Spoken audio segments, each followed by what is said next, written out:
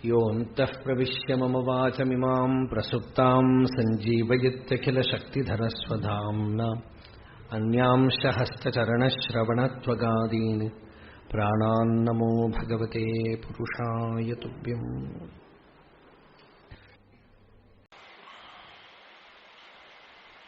കഴിഞ്ഞ വർഷം തന്നെ യോഗവാസിഷ്ഠസാരമെന്ന ഈ ഗ്രന്ഥത്തിലെ ചില ശ്ലോകങ്ങളെടുത്ത് അർത്ഥം പറഞ്ഞു. ആർക്കാണ് സത്സംഗം പ്രയോജനപ്പെടുക, യോഗവാസിഷ്ടം പോലെ ഉള്ള വേദാന്ത ഗ്രന്ഥങ്ങൾ പ്രയോജനപ്പെടുക എന്നുള്ളത് ആദ്യം തന്നെ ഈ ഗ്രന്ഥത്തിൽ പറയുന്നുണ്ട്. അഹം ബദ്ധോ വിമുക്തഃ സ്യാമി ഇതി യസ്യാസ്തി നിശ്ചയഃ ന അത്യന്തം അജ്ഞഃ നോ തജ്ഞഃ സോസ്മിൻ ശാസ്ത്രേ അധികാരവാൻ. അഹം ബദ്ധഃ വിമുക്തസ്യാം. ലോകത്തില് അത്യധികം അജ്ഞാനികളായിട്ടുള്ള ആളുകളും പൂർണ്ണമായി സത്യസാക്ഷാത്കാരം നേടിയ ജ്ഞാനികളും വിരളമായിട്ടെങ്കിലും ജ്ഞാനികളും ഉണ്ടാവും. അവർക്ക് രണ്ടുപേർക്കും ഇത് പ്രയോജനപ്പെടില്ല എന്നാണ്. സത്സംഗമോ ഇതുപോലത്തെ ഒക്കെ. എന്താന്ന് വെച്ചാൽ പൂർണ്ണമായി സത്യസാക്ഷാത്കാരം നേടിയ ആൾക്ക് പ്രയോജനപ്പെടില്ലെങ്കിലും അദ്ദേഹത്തിന് രസിക്കുകയെങ്കിലും ചെയ്യും. ഇതിനെ യാതൊരു വിധത്തിലും ഇതിനോട് അടുക്കാത്ത ആളുകൾക്ക് ഇത് പ്രയോജനപ്പെടില്ല. അതുകൊണ്ടാണ് പിന്നെ ആർക്കാ പ്രയോജനപ്പെടുക? ഇതിന് രണ്ടിനും നടുവിലുള്ള ആളുകൾ. അവർക്കൊരു ബോധമുണ്ട്, അഹം ബദ്ധഃ, എനിക്ക് അനേകവിധ വിഷമങ്ങളും ദുഃഖങ്ങളും ഉണ്ട്, ഞാൻ ബന്ധത്തിൽ കിടക്കുന്നു, മുക്തി എന്നൊന്നുമുണ്ട്, സാക്ഷാത്കാരമുണ്ട്. വേദാന്ത മാർഗത്തിൽ, ഭക്തിമാർഗത്തിൽ വരുമ്പോ ഭക്തിയുണ്ട്, ഭഗവാനോട് ഭക്തി ചെയ്യാൻ പറ്റും, ഭക്തി ചെയ്യണം എന്ന് പറഞ്ഞ് ഭക്തിമാർഗം. വേദാന്ത മാർഗത്തിൽ സമ്പൂർണമായ മുക്തി, നിർവാണം അഥവാ ആത്മസാക്ഷാത്കാരമുണ്ട്, അത് നേടാൻ കഴിയും എന്നുള്ള ഒരു ശ്രദ്ധ ഉദിക്കുന്ന ആളുകൾക്ക്, അവരത്യധികം അജ്ഞാനികളുമല്ല എന്നാൽ പൂർണ്ണജ്ഞാനികളുമല്ല, രണ്ടിനും നടുവിലുള്ളവരാണ്. അവർക്കാണ് ഈ ശാസ്ത്രം ശരിക്ക് പ്രയോജനപ്പെടുക എന്നാണ്. അവിജ്ഞാതേ പരേ തത്വേ ശാസ്ത്രാധീതിസ്തു നിഷ്ഫല. വിജ്ഞാതേപി പരേ തത്വേ ശാസ്ത്രാധീതിസ്തു നിഷ്ഫല. വിവേക ചൂടാമണിയിൽ ആചാര്യസ്വാമികൾ പറഞ്ഞു, ഈ ശ്ലോകം കേട്ടുകഴിഞ്ഞാൽ ശാസ്ത്രമേ വേണ്ടാന്ന് തോന്നും. എന്താ പറയണെന്ന് വെച്ചാൽ, അവിജ്ഞാതേ പരേ തത്വേ, പരമാത്മതത്വം അറിഞ്ഞിട്ടില്ലെങ്കിൽ ശാസ്ത്രാധീതിസ്തു നിഷ്ഫല, ശാസ്ത്രം പഠിക്കുന്നത് നിഷ്ഫലമാണ്. വിജ്ഞാതേപി പരേ തത്വേ, പരമാത്മതത്വം അറിയപ്പെട്ടു കഴിഞ്ഞാൽ ശാസ്ത്രാധീതിസ്തു നിഷ്ഫല, ശാസ്ത്രം പഠിക്കുന്നത് നിഷ്ഫലമാണ്. അപ്പൊ ഇതിന് അർത്ഥം പറഞ്ഞാലേ നമുക്ക് ശരിയാവൂ. പരമാത്മതത്വമാണ് ജീവിത ലക്ഷ്യം എന്നറിയാത്ത ആളുകൾക്ക്, ജീവിതത്തിന് ഇങ്ങനെ ഒരു ലക്ഷ്യമുണ്ടെന്ന് തന്നെ അറിയാതെയാണ് കോടിക്കണക്കിന് ജനങ്ങൾ ജീവിക്കുന്നതും മരിച്ചു പോകുന്നു എന്ന് പറയാൻ പാടില്ല. പൂന്താനത്തിന്റെ ഭാഷയില് ചത്തുപോകുന്നു പാവം ശിവശിവ. ഇങ്ങനെ ഒരു ലക്ഷ്യമുണ്ടെന്ന് തന്നെ അറിയില്ലല്ലോ. കേൾക്കുന്ന ആളുകൾക്ക് പോലും അറിയില്ല. എല്ലാരും കേൾക്കുന്നുണ്ടെന്നൊന്നും എനിക്ക് വിശ്വാസമേ ഇല്ല. ഒക്കെ ഇരിക്കുന്നുണ്ട്, അത്രയേ ഉള്ളൂ. ചിലരൊക്കെ കേൾക്കുന്നുണ്ടാവും, ചിലർ നല്ലവണ്ണം അറിഞ്ഞിട്ടും ഉണ്ടാവും. പലരും ഇരിക്കുന്നുണ്ട്, അത് അത്രയും സുഹൃതികളാണ് നമ്മള്. പലരും എന്താ കേൾക്കണതെന്നും നിശ്ചയമേ ഇല്ല. ഈ ആളുകളുടെ സൈക്കിയിലേക്ക് പോവാനേ പാടില്ല, പോയാൽ നമുക്ക് വിശ്വാസം പോയി പോകും. എറണാകുളത്ത് തന്നെ ഉള്ളപ്പോ ഒരു പ്രഭാഷണത്തിന് ഒരാള് ഒരു പേപ്പറിൽ ഒരു കടലാസ കഷ്ണത്തിൽ എഴുതിക്കൊണ്ടുവന്ന് എന്റെ അടുത്ത് പറഞ്ഞു, എഴുതിക്കൊണ്ടുവന്ന് ഒരു വലിയ ആർട്ടിക്കിൾ എഴുതിക്കൊണ്ടുവന്ന് തന്നു. സ്വാമി ചോദിച്ചില്ലേന്ന് എന്താ തന്നത്. ഞാൻ വായിച്ചു നോക്കി, എനിക്കതിന്റെ തലയും വാലും ഒന്നും മനസ്സിലായില്ല. ഡയോജനീസിസ് എന്ന് പറയുന്ന ഒരു ഗ്രീക്ക് ഫിലോസഫറിനെ കുറിച്ചുള്ള കുറെ വിഷയങ്ങളാണ്. ഞാൻ തന്നെ ആ ഡയോജനീസിസ് എന്നുള്ള പേര് അപ്പോഴാണ് കേൾക്കുന്നത്. എന്നിട്ട് ശരി വായിച്ചു നോക്കി, ശരി ഇതെന്തിനാ എനിക്ക് തന്നതെന്ന് ചോദിച്ചു. അല്ല സ്വാമി ഇന്നലത്തെ പ്രഭാഷണത്തിൽ പറഞ്ഞില്ലേ ഡയോജനീസിസ് ഗ്രീക്ക് ഫിലോസഫർ അല്ല എന്ന് പറഞ്ഞില്ലേന്ന്. എനിക്കൊന്നും മനസ്സിലായില്ല.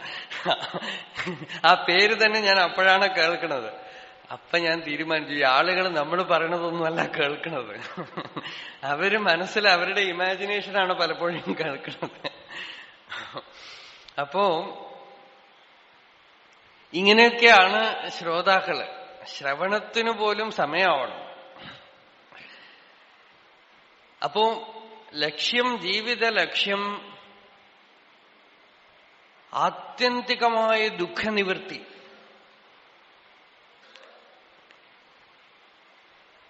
ദുഃഖം പരിപൂർണമായി വിട്ടുപോവുകയും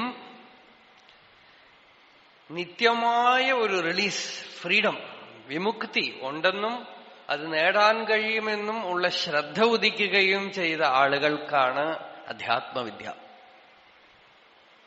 ആ ശ്രദ്ധ എല്ലാവരിലും ഒരിക്കലല്ലെങ്കിൽ ഒരിക്കൽ ഉദിച്ചേ മതിയാവൂ. എല്ലാവരുടെ ഉള്ളിലും അതിന്റെ ബീജം കിടപ്പുണ്ട്.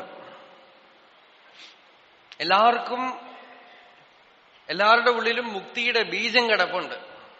ബ്രഹ്മബീജം എന്ന് ഭാഗവതത്തിൽ ശ്രീ സുഖബ്രഹ്മ മഹർഷി അതിന് പേര് പറയണു. എല്ലാവരുടെ ഉള്ളിലും ബ്രഹ്മബീജം കിടപ്പുണ്ട് എന്നാണ്. ആ ബ്രഹ്മബീജം കിടപ്പുണ്ടെന്നുള്ളതിനുള്ള തെളിവാണ് നമ്മൾ ദിവസം ഉറങ്ങുന്നത് തന്നെ. നമ്മൾ വളരെ സാധാരണമായി ധരിച്ചിരിക്കുന്ന ഈ അനുഭവം, സ്വപ്നം കാണാതെയുള്ള ഉറക്കം, ആ ഉറക്കം ബ്രഹ്മാനുഭവത്തിന്റെ ഒരു ബീജമാണ്. എല്ലാവരുടെ ഉള്ളിലും കിടപ്പുണ്ട്. അതുള്ളത് കൊണ്ടാണ് ആ ഉറക്കത്തിനെയും നശിപ്പിച്ച് കളഞ്ഞാൽ, means you are having only a continuous dream, no sleep, then spiritual search is not possible.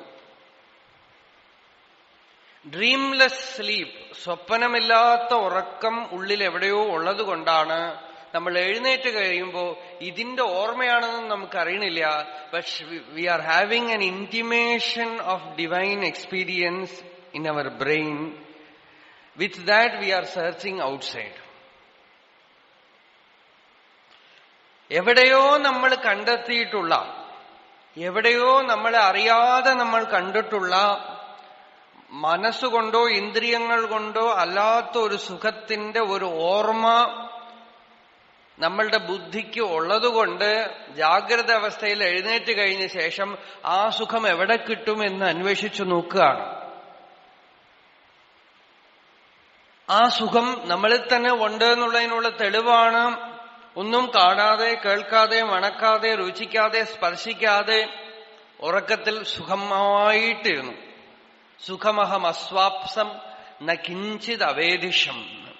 ഞാൻ രണ്ട് കാര്യമാണ് അതിൽ. ഒന്ന് അറിവില്ലായ്മയും, രണ്ട് സുഖവും. അറിവും സുഖവും ഒന്നിച്ചു പോവുകയേയില്ല.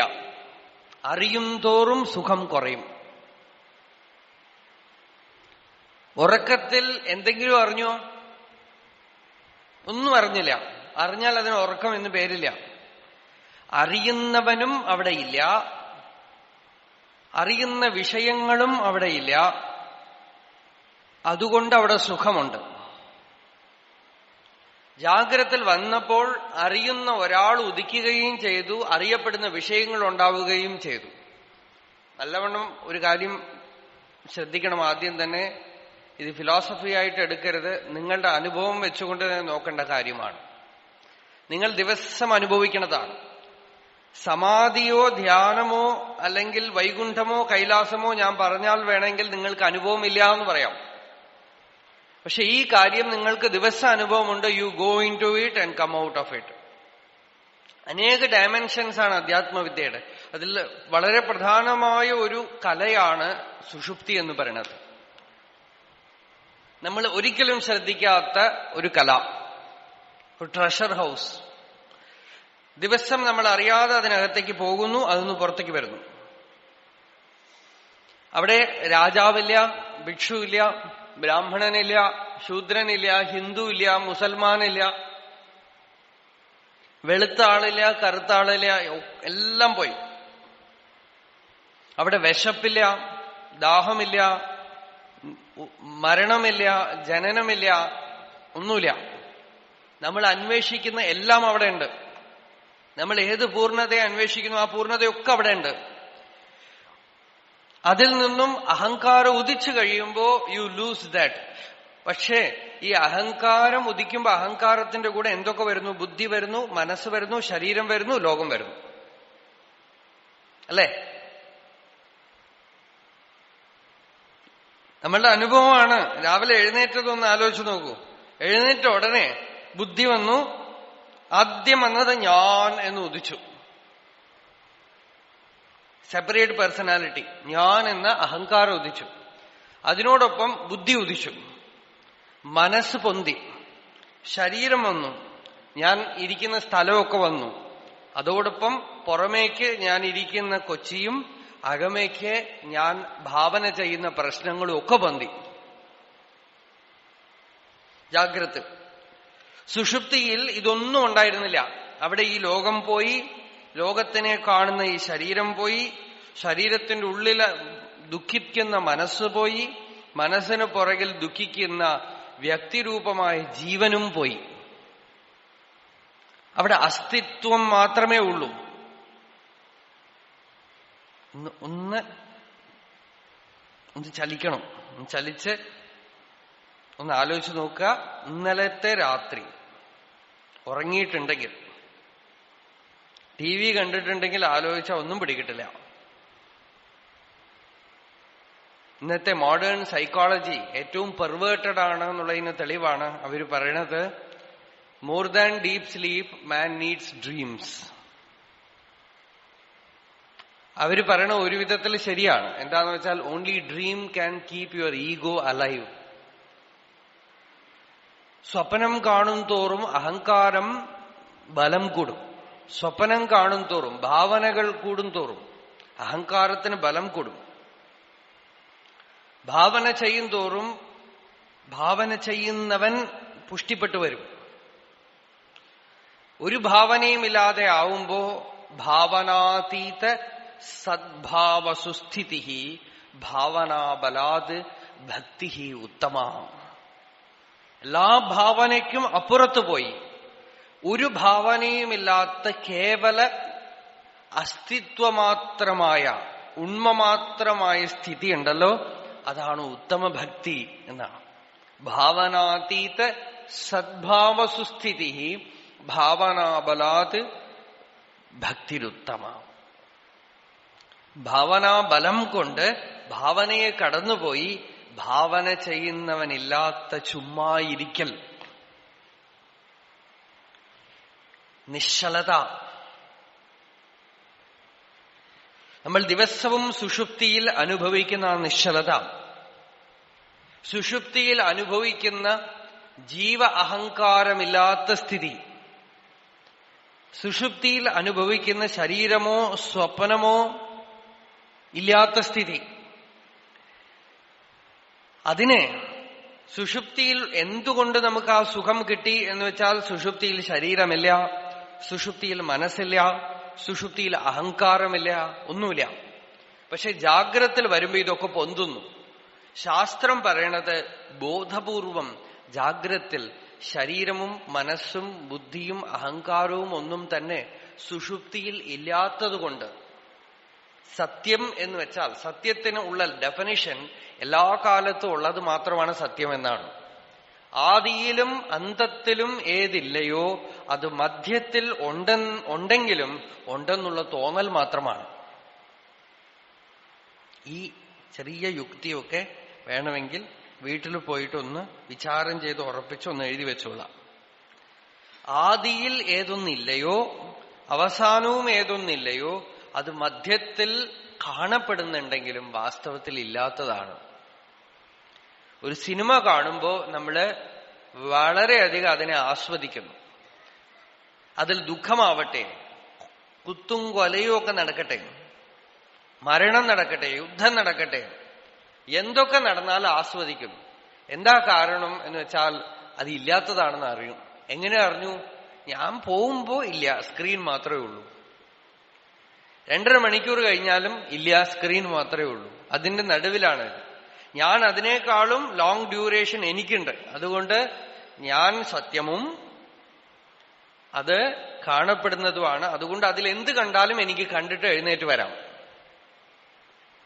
മുമ്പുമില്ല പിൻപുമില്ല, നടുവിൽ മാത്രമേ ഉള്ളൂ. അതുകൊണ്ട് കാണുന്നു. ഒരുപക്ഷെ ഒരു വലിയ സിനിമ, വർഷങ്ങളോളം തുടരുന്ന ഒരു സിനിമ എടുത്തിട്ട് ആ സിനിമാ തിയേറ്ററിന്റെ ഉള്ളിൽ തന്നെ ഒരാൾ ജനിച്ചിട്ട് മരിക്കുകയാണെങ്കിൽ അയാളുടെ ഫിലോസഫി മറിച്ചായിരിക്കും. അയാൾ പറയും, സിനിമയാണ് നിത്യം, ഞാൻ അനിത്യം. എന്താ, ഞാൻ വരുന്നതിന് മുമ്പ് സിനിമ ഉണ്ട്, ഞാൻ പോയാലും സിനിമ ഉണ്ടാവാൻ പോകും. സിനിമ ആദിയിലുമില്ല അന്തത്തിലുമില്ല, നടുവിൽ കാണുന്നത് കൊണ്ട് അത് കള്ളമാണെന്ന് നമ്മളെ അറിയാതെ തന്നെ നമുക്ക് അറിയുന്നുണ്ട്. അതേപോലെ ഈ ശരീരം കുറച്ചു കാലം മുമ്പ് ഇല്ല, ഇനി കുറച്ച് വർഷം കഴിഞ്ഞാൽ ഉണ്ടാവില്ല. ചെറിയ കാര്യം പൂന്താനം പറഞ്ഞു വെച്ചു അല്ലേ? മധ്യേ ഇങ്ങനെ കാണുന്ന നേരത്ത് മത്സരിക്കുന്നതെന്തിനു വൃഥാനാം. കുറച്ച് നേരത്തേക്കേ ഉള്ളൂ. കോൺസ്റ്റന്റ് ചേഞ്ചാണ്. ഇതൊക്കെ അറിഞ്ഞു കഴിഞ്ഞാൽ വലിയ അനുഗ്രഹം ഉണ്ടാവും. ഈ ചെറിയ യുക്തി ആർക്കും പിടികിട്ടാവുന്ന യുക്തിയാണ്. കുറച്ചു ദിവസം മുമ്പ് ഇല്ല, ഇനി കുറച്ച് കഴിഞ്ഞാൽ ഉണ്ടാവാൻ പോണില്ല, നടുവിലേ ഉള്ളൂ. നടുവിലുള്ളത് വാസ്തവത്തിൽ ഇല്ലാത്തതാണ് ശരീരം. അത് ഇനിയിപ്പോ മരണത്തിന് വെച്ചുകൊണ്ട് നോക്കണ്ട, ജാഗ്രത്, സ്വപ്നം, സുഷുപ്തി എന്ന 3 അവസ്ഥകളെ വെച്ചുകൊണ്ട് നോക്കിയാൽ മതി. സുഷുപ്തിയിൽ ശരീരവും മനസ്സും അഹങ്കാരവും ബുദ്ധിയും ഒന്നുമില്ല. ദിവസം ഇല്ലാതാവണല്ലേ? ഇല്ലാതാവണ്ടോ ഇല്ലയോ? സുഷുപ്തിയില് ഉറങ്ങുമ്പോ ശരീരമില്ല, ബോഡി ഇല്ല, there is no mind and there is no ego. ഇതിനെ വെച്ചുകൊണ്ട് തന്നെ ധ്യാനിക്കാനിരിക്കുമ്പോ ഒന്ന് ചിന്തിക്കുക, ജപം ചെയ്യുമ്പോ ഒന്ന് ചിന്തിച്ചു നോക്കുക. സുഷുപ്തിയിൽ ഇല്ലാത്തതായി ഈ ശരീര മനസ്സ് ബുദ്ധികളൊക്കെ ഇന്നലത്തെ രാത്രിയിലത്തെ സുഷുപ്തിയിലില്ല, ഇന്ന് രാത്രിയിലത്തെ സുഷുപ്തിയിലും ഇല്ലാതാവാൻ പോകുന്നു. പിന്നെ മരണം എന്ന് പറയുന്ന സുഷുപ്തി വന്നാൽ കംപ്ലീറ്റ്ലി ഇറ്റ് വിൽ ഡിസപ്പിയർ. ഇപ്പോ അത് കാണപ്പെടുന്നു. കാണപ്പെടുമ്പോഴും ഇറ്റ് ഈസ് അനിർവചനീയം, ഇൻഡിസ്ക്രൈബിൾ, ഇൻസ്ക്രൂട്ടബിൾ ആണ്. ഈ ശരീരം കാണപ്പെടുന്നുണ്ടെങ്കിലും ഒന്നും എനിക്കറിയില്ല അതിനെക്കുറിച്ച്. ഇതെങ്ങനെ ആവിർഭവിച്ചു എന്നറിയില്ല അല്ലെ? ഇങ്ങനെ ഇരിക്കുമ്പോ ഒരു കെട്ടിടം പൊന്തിടും, അവിടെ ഒന്നും ഉണ്ടായിരുന്നില്ല, കാടായിരുന്നു. നോക്കിക്കൊണ്ടേയിരിക്കുമ്പോ ഒരു വലിയ മരം മറഞ്ഞു പോകുന്നു, അല്ലെങ്കിൽ ഒരു പുതിയ മരം ഒരു സ്ഥലത്ത് ആവിർഭവിക്കുന്നു കുറച്ചു ദിവസത്തിൽ. അതേപോലെ തന്നെ ആ സ്പേസില് ഈ ശരീരം ആവിർഭവിച്ചിരിക്കുന്നു. കുറച്ചു കാലം മുമ്പ് ഇത്ര നീളമുള്ള കുട്ടിയായിരുന്നു, ഇപ്പൊ ഇത് അത്ര വലിയ ആളായിട്ടിരിക്കണം. കുറച്ച് കഴിഞ്ഞാൽ കിഴവനായി ഒക്കെ പോവും, കുറച്ച് കഴിഞ്ഞാൽ ഇറ്റ് വിൽ ഡിസപ്പിയർ. എത്രയോ ശരീരങ്ങൾ, ഒരുപക്ഷെ ഇവിടെ തന്നെ ഇരുന്ന ചില ശരീരങ്ങളൊക്കെ മറഞ്ഞു പോയിട്ടുണ്ടാവും.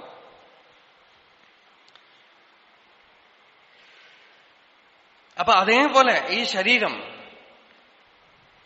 ആ സത്തയിൽ ആവിർഭവിച്ച് ഇല്ലാതാവുന്നതാണ്. ഇപ്പൊ ഉണ്ടെന്ന് തോന്നുന്നുണ്ടെങ്കിലും സുഷുപ്തിയിൽ ഈ ശരീരവും മനസ്സും ഈ ഞാനെന്ന് പറയുന്ന അഹങ്കാരവും ഇല്ലാത്തതുകൊണ്ട് സുഷുപ്തിയിൽ ഏതൊരു സത്തയുണ്ടോ ആ സത്ത ഇപ്പോഴും ഉണ്ട്. ആ സത്ത മാത്രം മാറണില്ല.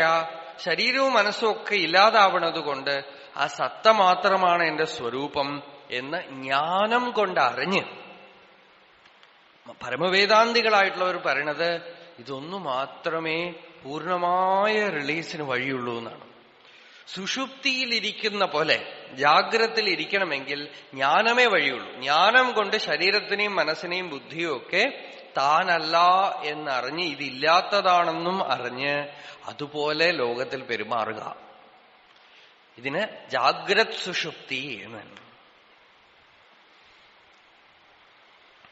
സുഷുപ്തിയിലുള്ള ആ സുഖത്തിന്, ആ ടേസ്റ്റിന് കുറച്ച് ജാഗ്രതത്തിലേക്ക് കൊണ്ടുവരിക. അസ്തിത്വമാത്രമായ സ്ഥിതി, അവിടെ ഏതൊന്നുണ്ടോ, ജാഗ്രത്തിൽ ശരീരമുണ്ട്, മനസ്സുണ്ട്, ഞാനുണ്ട്. സ്വപ്നത്തിൽ ശരീരമില്ല, മനസ്സുണ്ട്, ഞാനുണ്ട്. സുഷുപ്തിയിൽ ശരീരവുമില്ല, മനസ്സുമില്ല, പക്ഷേ ഞാനുണ്ട്.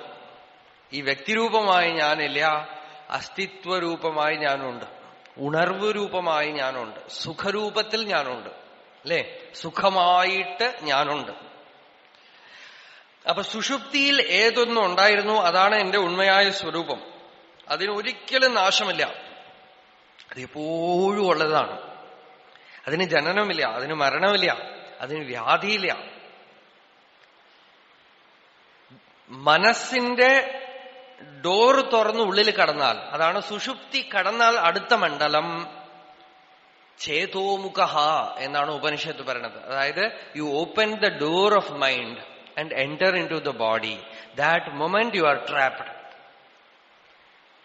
മനസ്സിന്റെ വാതിൽ തുറന്ന് ശരീരത്തിന്റെ ഉള്ളിൽ പ്രവേശിച്ചു കഴിഞ്ഞാൽ നിങ്ങൾ ബ്രാഹ്മണനാണെങ്കിലും ക്ഷത്രിയനാണെങ്കിലും ശൂദ്രനാണെങ്കിലും വേദാന്തിയാണെങ്കിലും സിനിമ നടിക്കുന്ന ആളാണെങ്കിലും സ്ത്രീയാണെങ്കിലും പുരുഷനാണെങ്കിലും സുന്ദരനാണെങ്കിലും വൃദ്ധനാണെങ്കിലും നിങ്ങൾക്ക് യൗവനമുണ്ട്, വാർദ്ധക്യമുണ്ട്, വ്യാധിയുണ്ട്, മരണമുണ്ട്. എല്ലാം നഷ്ടപ്പെടും, ദുഃഖിക്കും, വേദനിക്കും, വിഷമിക്കും. ഈ ഒരു ജയിലിന്റെ ഉള്ളിൽ നിന്ന് രക്ഷപ്പെടാൻ പറ്റില്ല, അല്ലേ? സത്യമല്ലേ ഇത്?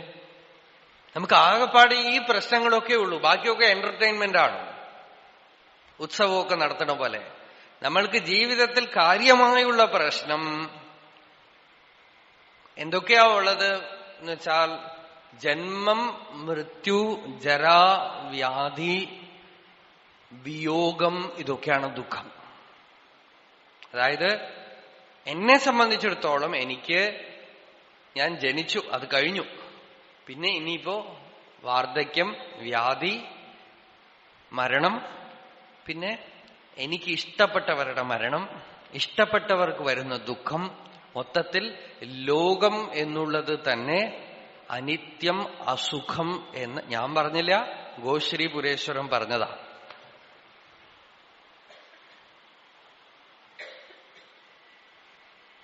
ഞാൻ പറഞ്ഞു എന്ന് പറഞ്ഞാൽ അദ്ദേഹം ഡ്രൈ ആയിട്ട് പറയണമെന്ന് പറയും. നിങ്ങൾ ദിവസം പോയി വന്ദിക്കുന്ന സ്വാമി പറഞ്ഞതാണ്, അല്ലെങ്കിൽ പാണ്ഡുരംഗ വിഠൽ പറഞ്ഞതാണ്, ഗുരുവായൂരപ്പൻ പറഞ്ഞതാണ്, അനിത്യം അസുഖം ലോകം. അതോടുകൂടെ ഭഗവാൻ നിർത്തിയില്ല. അങ്ങനെയാണെങ്കിൽ ഭഗവാൻ വെറും പെസിമിസ്റ്റായി പോകും. ഭഗവാൻ പറഞ്ഞത് ഈ ലോകം അനിത്യമാണ്, അസുഖമാണ്. അപ്പൊ ഞങ്ങൾക്ക് എവിടെയാ രക്ഷപ്പെടാൻ വഴി ഭഗവാനെ? ഇമം പ്രാപ്യ ഭജസ്വമാം. ഇതിനെ പ്രാപിച്ചിട്ട് എന്നെ ഭജിക്കുക, എന്നെ ഭജിക്കൂ. എന്നെ ഭജിക്കുക എന്ന് വെച്ചാൽ ഭഗവാനെ അങ്ങ് ആരാണ്? അപ്പൊ നമ്മൾ ഭജിക്കണമൊക്കെ ഉണ്ട്, പക്ഷെ ഈ ഭജനം പൂർണ്ണമായും ഈ പ്രശ്നങ്ങളെ പരിഹരിക്കുന്നുണ്ടോ എന്ന് വെച്ചാൽ ഭഗവാൻ പറഞ്ഞത്, ഇപ്പൊ നിങ്ങളെ എന്നെ മായയുടെ ഉള്ളിൽ തന്നെയാണ് ഭജിക്കണത്, മായയിൽ നിന്നും പുറത്തു വന്ന് ഭജിച്ചാൽ രക്ഷപ്പെടും. അഹം ആത്മാഗുഡാകേശ സർവഭൂതാശയസ്ഥിത അഹമാദിശ്യ മധ്യം ച ഭൂതാനാം അന്തയേവ ച. ഞാൻ എല്ലാ ഭൂതങ്ങളുടെയും ആത്മാവാണ്. ആത്മാവായ എന്നെ ഭജിക്കൂ. അതാണ് ഭഗവാന്റെ ഉണ്മയായ സ്വരൂപമേ. നമുക്കത് മനസ്സിലാവാത്തത് കൊണ്ട് നമ്മൾക്ക് സിംബൽസ് ഉണ്ടാക്കി തന്നു. നമ്മൾ എന്ത് ചെയ്തു? സത്യത്തിനെ മനസ്സിലാക്കുന്നതിന് പകരം സിംബൽസിന്റെ മേലെ അക്രിഷൻസ്, അതിന്റെ മേലെ വളർത്തിക്കൊണ്ടേ പോയി അതിൽ പെട്ട് കിടക്കുകയാണ്. അതുകൊണ്ട് എന്താ, അതൊരു സുഖമൊക്കെ ഉണ്ട്, അതിലൊരു സുഖവും ഒരു ആനന്ദവും ഒക്കെ ഉണ്ട്. അതുകൊണ്ട് നമ്മള് ഈ ലോകത്തിൽ സുഖം തരുന്ന, ആനന്ദം തരുന്ന ഒരു വസ്തുവിനെ നിഷേധിക്കണ്ട. പക്ഷെ അത് ദുഃഖത്തിന് നീക്കണില്ല, ദുഃഖത്തിന് പരിഹാരമാവണില്ല. ദുഃഖത്തിന് പരിഹാരമാവണമെങ്കിൽ ദൃശ്യത്തിൽ നിന്നും ദൃക്കിലേക്ക് വന്നാകണം. ദൃശ്യത്തിൽ ദുഃഖം നിശേഷം നീങ്ങില്ല. കാണപ്പെടുന്ന ഒന്നിലും ദുഃഖം നിശേഷം നീങ്ങില്ല. കാണപ്പെടുന്ന എല്ലാ വസ്തുക്കളും യദൃശ്യം തന്നശ്യം എന്നാണ്. ഏത് കാണപ്പെടുന്നതോ അത് നശിക്കുന്നതാണ്, ഏത് കാണപ്പെടുന്നതോ അത് അസത്താണ്. ആൻഡ് അസത് ഈസ് ഓൾവേസ് ഡേഞ്ചറസ്. ഒരിക്കലല്ലെങ്കിൽ ഒരിക്കൽ അത് കടിക്കും, വിഷമിപ്പിക്കും, ദുഃഖിപ്പിക്കും. അതുകൊണ്ട് അതിൽ നിന്നും സത്യത്തിലേക്ക് വിഡ്രോ, സത്യത്തിലേക്ക് പിന്തിരിഞ്ഞു വരും. സത്യത്തിലേക്ക് എങ്ങനെ വരും? സത്യത്തിനെ അറിഞ്ഞാലല്ലേ സത്യത്തിലേക്ക് വരാൻ പറ്റുള്ളൂ. എന്ന് വെച്ചാൽ സത്യത്തിന് ചില ലക്ഷണങ്ങളൊക്കെ പറഞ്ഞു. സത്യം നിത്യവും സുഖം തരുന്നതാണ്, ഒരിക്കലും ദുഃഖിപ്പിക്കില്ല. സത്യത്തിൽ ഏറ്റത്താഴ്വുകളില്ല. സത്യത്തിൽ നാമം രൂപം ഒന്നുമില്ല. സത്യത്തിൽ വ്യക്തിത്വമില്ല. സത്യത്തിൽ ദ്വൈതമില്ല. ഇതൊക്കെ നമുക്ക് സുഷുപ്തിയിൽ അനുഭവമുണ്ട്. ഡീപ് സ്ലീപ്പില് every day you go into that state where there is no person, where there is no names or forms.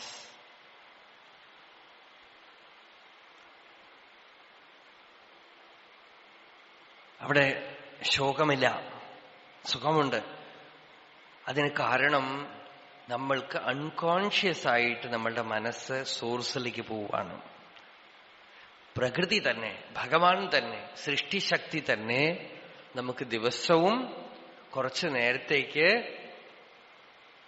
In A controlled form she is giving you A kind of സമാധി. അതില് healing പവറുണ്ട്. പക്ഷേ ആ സമാധിയെ നിങ്ങൾക്ക് അവിടെ ഇരുന്ന് അനുഭവിക്കാനേ പറ്റുള്ളൂ. നിങ്ങളുടെ ശരീരത്തിലേക്കും മനസ്സിലേക്കും അതിനെ കൊണ്ടുവരാൻ പറ്റാത്തത് കൊണ്ടാണ് എഴുന്നേറ്റ് കഴിയുമ്പോൾ അതിന്റെ ഒരു റെക്കഗ്നിഷനും ഇല്ലാത്തത്, ഒരു പിടിയുമില്ലാത്തത്. അതുകൊണ്ട് നമ്മൾ എന്ത് വിചാരിക്കുന്നു?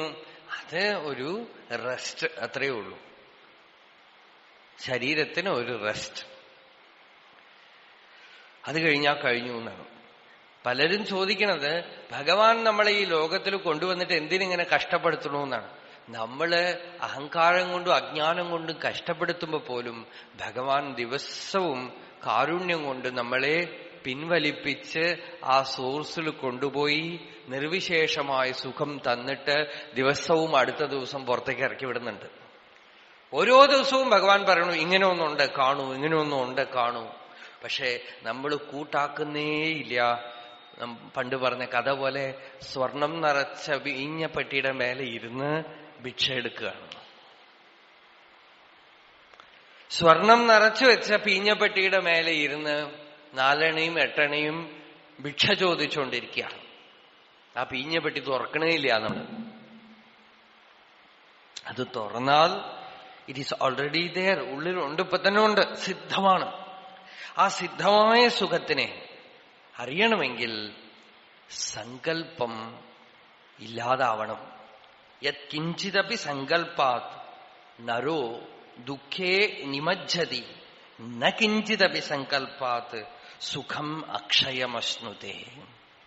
വാസിഷ്ഠമാണ്.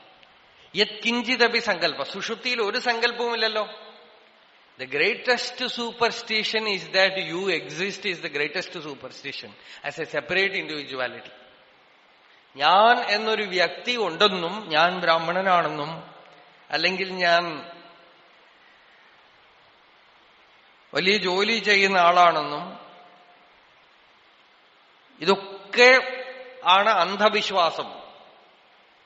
അന്ധവിശ്വാസം എന്നൊക്കെ വിളിച്ചു പറയണ്ടല്ലോ, ഇതൊക്കെ വലിയ അന്ധവിശ്വാസമാണ്, വെറും വിശ്വാസം മാത്രമാണ്. സുഷുപ്തിയിൽ എവിടെ ഇതൊക്കെ? സുഷുപ്തി എന്തിനു പറയണു? ചിലപ്പോ ഒരു ചിത്തവൃത്തിയും ഇല്ലാതിരിക്കുമ്പോ ഈ ഭാവം ഒന്നുമില്ല. എന്തെങ്കിലും പുറത്ത് ആരെങ്കിലുമൊക്കെ ചോദിക്കുമ്പോഴേ ഈ ഭാവമൊക്കെ വരണുള്ളൂ ഉള്ളില്. അല്ലെങ്കിൽ അവിടെ നിശ്ചലതയേ ഉള്ളൂ. ആ നിശ്ചലതയിൽ ശരീരമില്ല, ആ നിശ്ചലതയിൽ മനസ്സില്ല, ആ നിശ്ചലതയിൽ വ്യക്തിബോധമില്ല.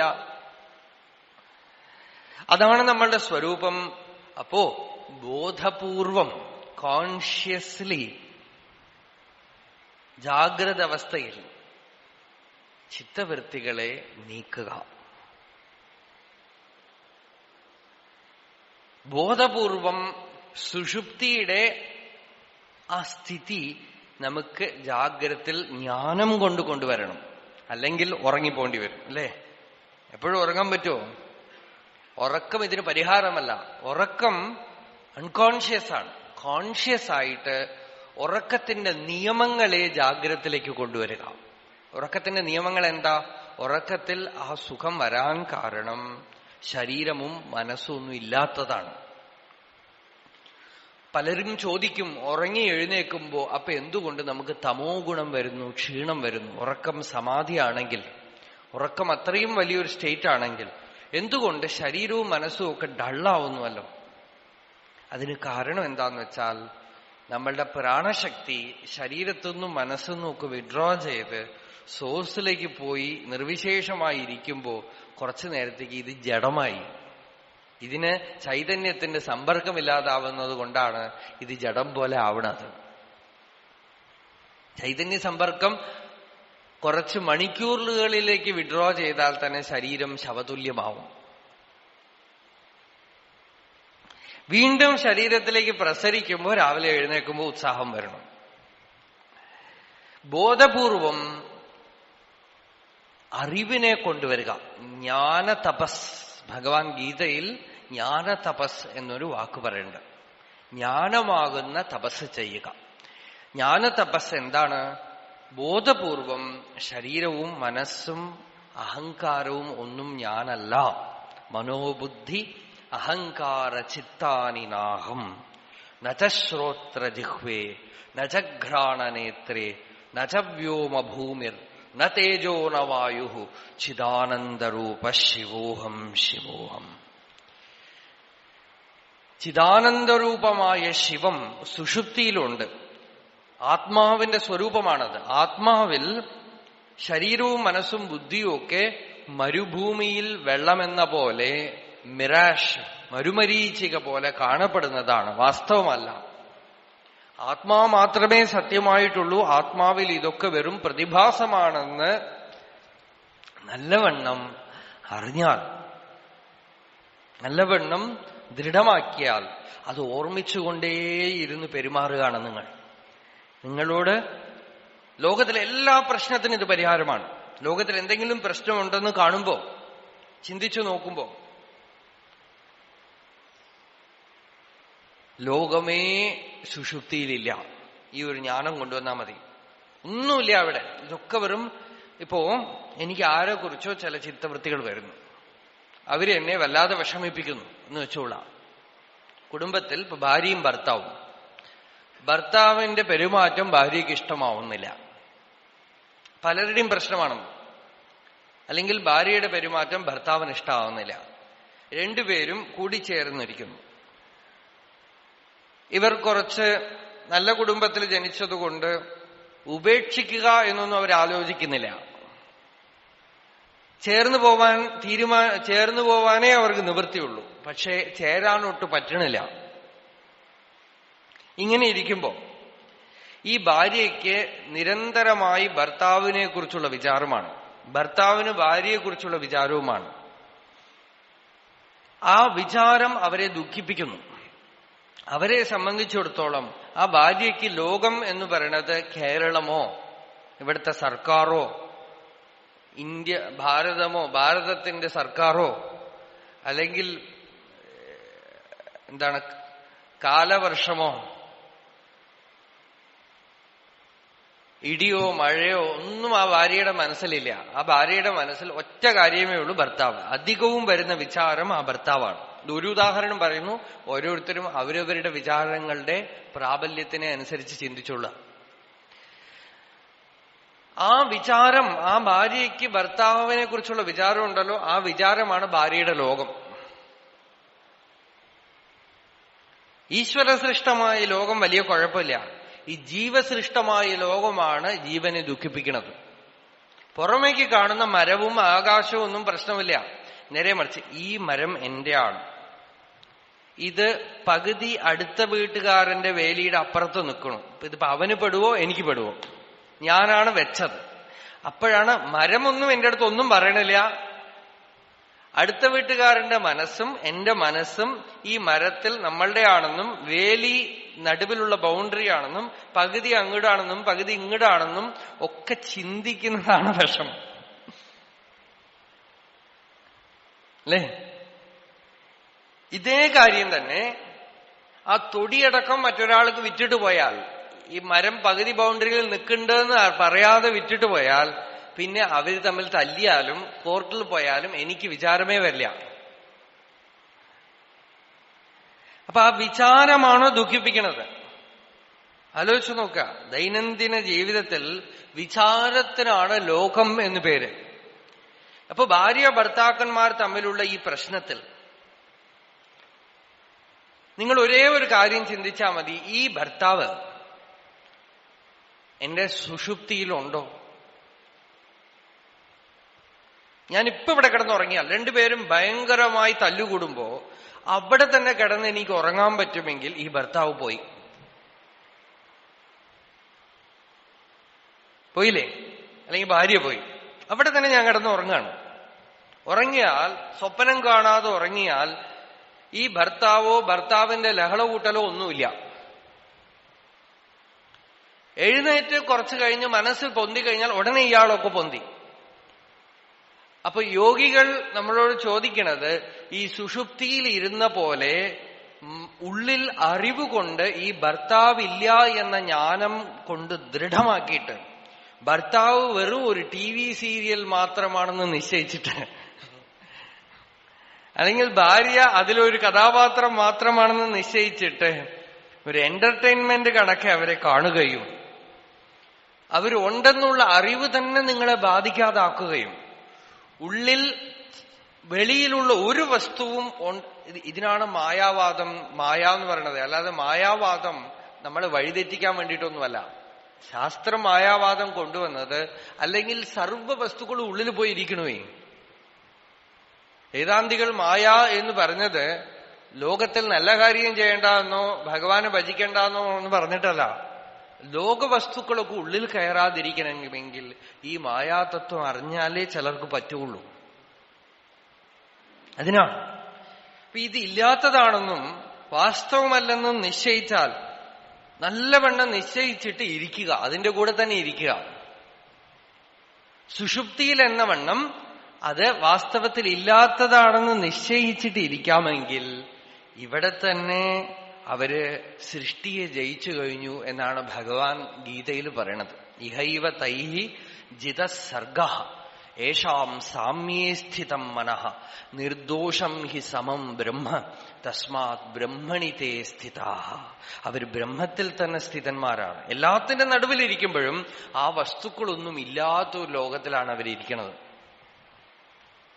ആ വസ്തുക്കളെയൊക്കെ അവർ കാണുമ്പോഴും അതൊന്നും ഉള്ളിൽ പ്രവേശിക്കുകയോ രാഗദ്വേഷം ഉണ്ടാക്കുകയോ ഡിസ്റ്റർബൻസ് ഉണ്ടാക്കുകയോ ചെയ്യാതെ ഇരിക്കാനുള്ള ഒരു ജ്ഞാനബലം അവർക്കുണ്ടെങ്കിൽ അവർ ശരീരത്തിൽ ഇരിക്കുമ്പോൾ തന്നെ, ലോകത്തിലുള്ള വസ്തുക്കളോടൊക്കെ വ്യവഹരിക്കുമ്പോൾ തന്നെ ആ വസ്തുക്കളൊന്നും തന്നെ അവരുടെ ഇന്നർ വേൾഡിൽ ഉള്ളിലേക്ക് കടക്കുകയോ ഡിസ്റ്റർബൻസ് ഉണ്ടാക്കുകയോ ചെയ്യാതെ ഇരിക്കാൻ കഴിയുമെങ്കിൽ ആധ്യാത്മികത പൂർണ്ണമായി.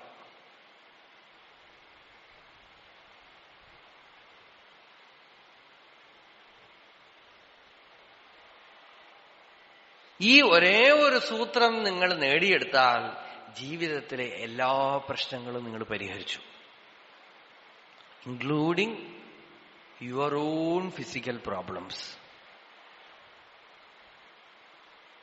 എന്റെ ശരീരത്തിലും പ്രശ്നങ്ങൾ വരുമ്പോ ഈ അറിവ് കൊണ്ടുവരുന്നു. ഇതില്ല, വേദനിക്കുന്നുണ്ട്, വിഷമിക്കുന്നുണ്ട്, വയറുവേദനിക്കണം, തലവേദനയും ഒക്കെ ഉണ്ട്, കാര്യം ശരി. പക്ഷെ ഇത് തൽക്കാലത്തേക്ക് ഒരു ട്രാജഡിയാണ്. പക്ഷേ കിടന്നുറങ്ങിയാലില്ല, സുഷുപ്തിയിലില്ല.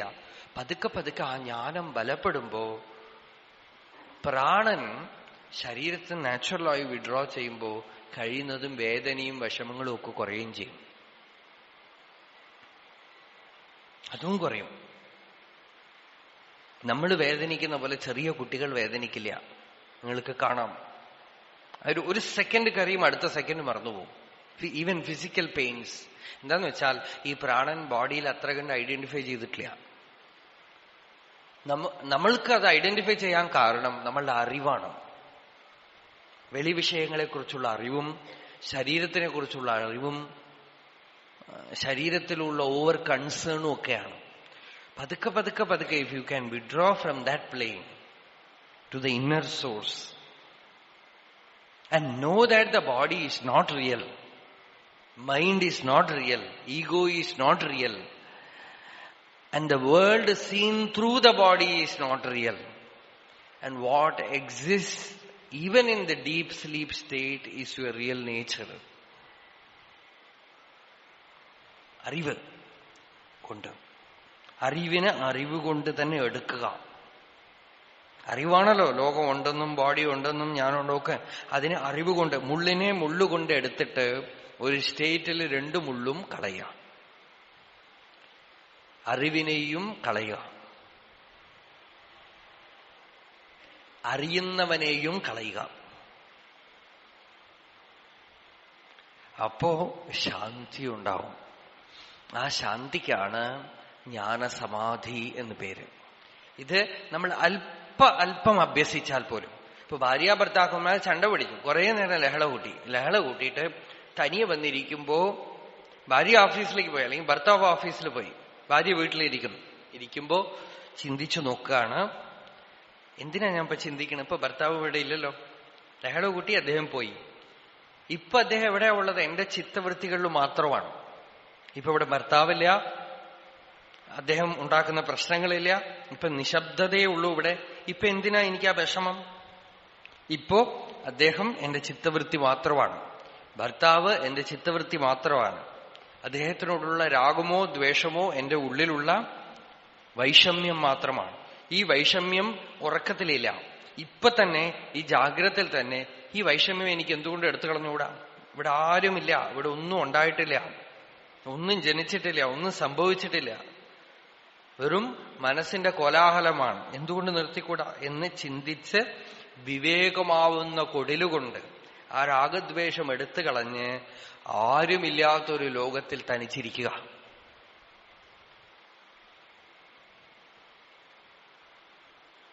സാധിക്കോ? ഇത് സാധിച്ചിട്ടില്ലെങ്കിൽ രക്ഷപ്പെടില്ല.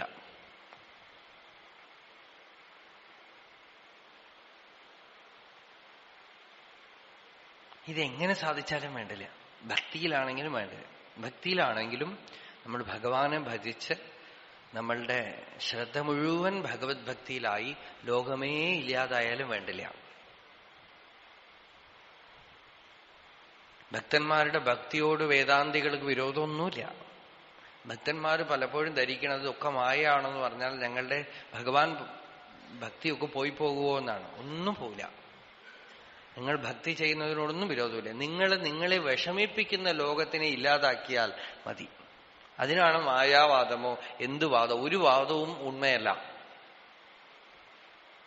ഇവിടെ സത്യത്തിനെ നിങ്ങളെ വിഷമിപ്പിക്കുന്ന വസ്തുക്കളൊക്കെ നീക്കിക്കഴിഞ്ഞാൽ നിങ്ങൾക്ക് അമൃതാനുഭവം തരുന്ന, ആനന്ദം തരുന്ന പൂർണ്ണ വസ്തു നിങ്ങളുടെ സെന്ററിൽ ഇരിക്കുന്നുണ്ട്, നിങ്ങളുടെ ഉള്ളിലിരിക്കുന്നുണ്ട്. എപ്പോഴും അതവിടെ ഇരിക്കുന്നുണ്ട്. മാണ്ഡുക്യോപനിഷത്ത് അതാണ് ഇപ്പൊ പറഞ്ഞത്. സുഷുപ്തിയില് ഏഷ സർവേശ്വര ഏഷ സർവജ്ഞ യേശോന്തര്യാമി. ഇവിടെ മാധ്വനും രാമാനുജനും ശങ്കരനും വല്ലഭനും ആർക്കും നിഷേധം പറയാൻ പറ്റില്ല. കാരണം അവരൊക്കെ ഈ ഉപനിഷത്തിന് ഭാഷ്യം എഴുതിയിട്ടുണ്ട്. അഭിപ്രായം വ്യത്യാസപ്പെട്ടാലും ഉപനിഷത്ത് മാറില്ല.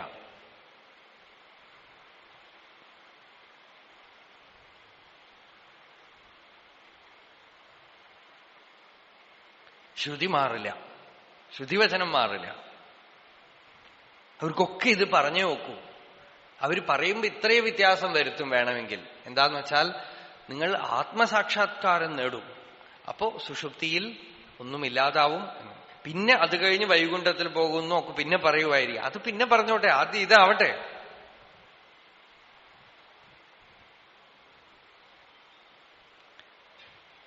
ഇവിടെ വരുമ്പോ നകിഞ്ചിതപി സങ്കൽപ്പാത്, ഒരു സങ്കല്പവും ഇല്ലെങ്കിൽ. സങ്കല്പമാണ് ദുഃഖത്തിന് മുഴുവൻ കാരണം. സങ്കല്പമാണ് എല്ലാ ദുഃഖത്തിന്റെയും മൂലകാരണം. സുഷുപ്തിയിൽ സങ്കല്പമില്ലായ്മയാണ് ശാന്തി സുഖത്തിന് കാരണം. ഭഗവത്ഗീതയിൽ ഭഗവാൻ സങ്കല്പത്തിനെ വിടുന്ന ആളെയാണ് സന്യാസി എന്ന് പറയുന്നത്. അല്ലാതെ ഞാൻ ഗൃഹസ്ഥനാണെന്നുള്ള സങ്കല്പത്തിന് പകരം ഞാൻ സന്യാസിയാണെന്നുള്ള ഒരു സങ്കല്പം കൊണ്ടുവരുന്ന ആള്, അയാൾ സന്യാസ സങ്കല്പി എന്ന് വേണമെങ്കിൽ പറയാം, എന്നല്ലാതെ സന്യാസിയാവില്ല.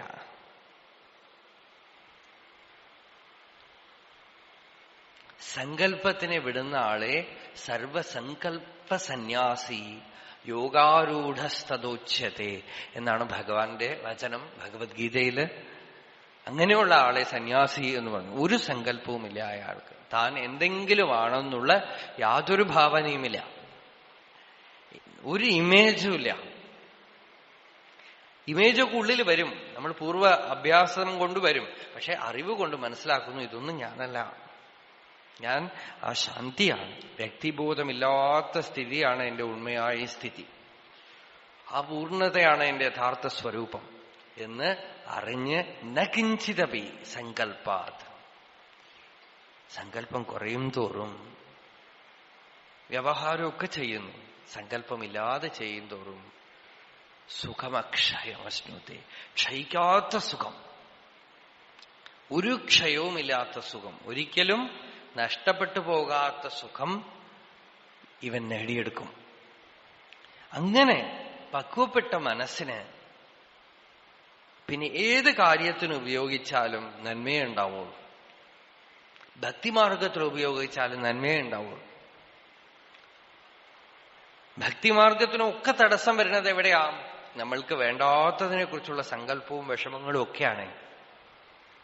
ഞാൻ ഭഗവാനെ ഭജിക്കണു, പക്ഷെ എന്റെ കുടുംബക്കാരിയാരും നോക്കും, എന്റെ പ്രശ്നങ്ങളൊക്കെ എങ്ങനെ തീരും? അപ്പൊ ഭക്തിക്കൊക്കെ തടസ്സമാണ്. ഇതൊക്കെ അനിത്യമാണ്, അസുഖമാണെന്ന് അറിഞ്ഞാലേ നിത്യമായ ഭഗവത് ഭക്തി ഉണ്ടാവുള്ളൂ, ഭഗവത് ശരണാഗതി ഉണ്ടാവുള്ളൂ, ഭഗവത് അനുഭവം ഉണ്ടാവുള്ളൂ. അതാണ് ന കിഞ്ചിതപി സങ്കൽപ്പാത് സുഖം അക്ഷയം അശ്നുതേ. നമ്മൾക്ക് വേറെ ഒരു സാധനയും ചെയ്യാൻ കഴിഞ്ഞിട്ടില്ലെങ്കിലും ജാഗ്രത്തിൽ അടുക്കളപ്പണിയും മറ്റുമൊക്കെ ചെയ്തുകൊണ്ടിരിക്കുമ്പോ തന്നെ ബോധപൂർവം ഒന്ന് ആലോചിച്ചു നോക്കിക്കൊള്ളുക, സുഷുപ്തിയിൽ ശരീരമില്ല, മനസ്സില്ല, ഒന്നുമില്ല, ഇതൊക്കെ ഇപ്പൊ ഉണ്ടായിരിക്കുന്നു, വീണ്ടും ഇവിടെ കടന്നുറങ്ങിയാ ഒക്കെ ഇല്ലാതായിട്ട് തീരും. അപ്പോ ഇതൊക്കെ തോന്നൽ മാത്രമാണ്, ഉണ്ടാവൽ ഒരു പ്രൊജക്ഷൻ മാത്രമാണ്. അതുകൊണ്ട് ഇതിലൊന്നും കാര്യമായി ഞാൻ വിഷമിക്കാനില്ല. നിത്യമായ വസ്തു ഒരിക്കലും മാറാതിരിക്കുന്ന ആത്മാ മാത്രമാണ്, ആത്മാവ് മാത്രമാണ്, ഒരു പരിണാമവുമില്ലാത്ത സത്ത. അതാണ് ഉണ്മയായ സ്വരൂപം. അതിൽ ഞാനെന്നും ശരീരമെന്നും മനസ്സുമെന്നും ഒക്കെ പൊന്തിക്കാണപ്പെടുകയും മറഞ്ഞു പോവുകയും ചെയ്യുന്നു.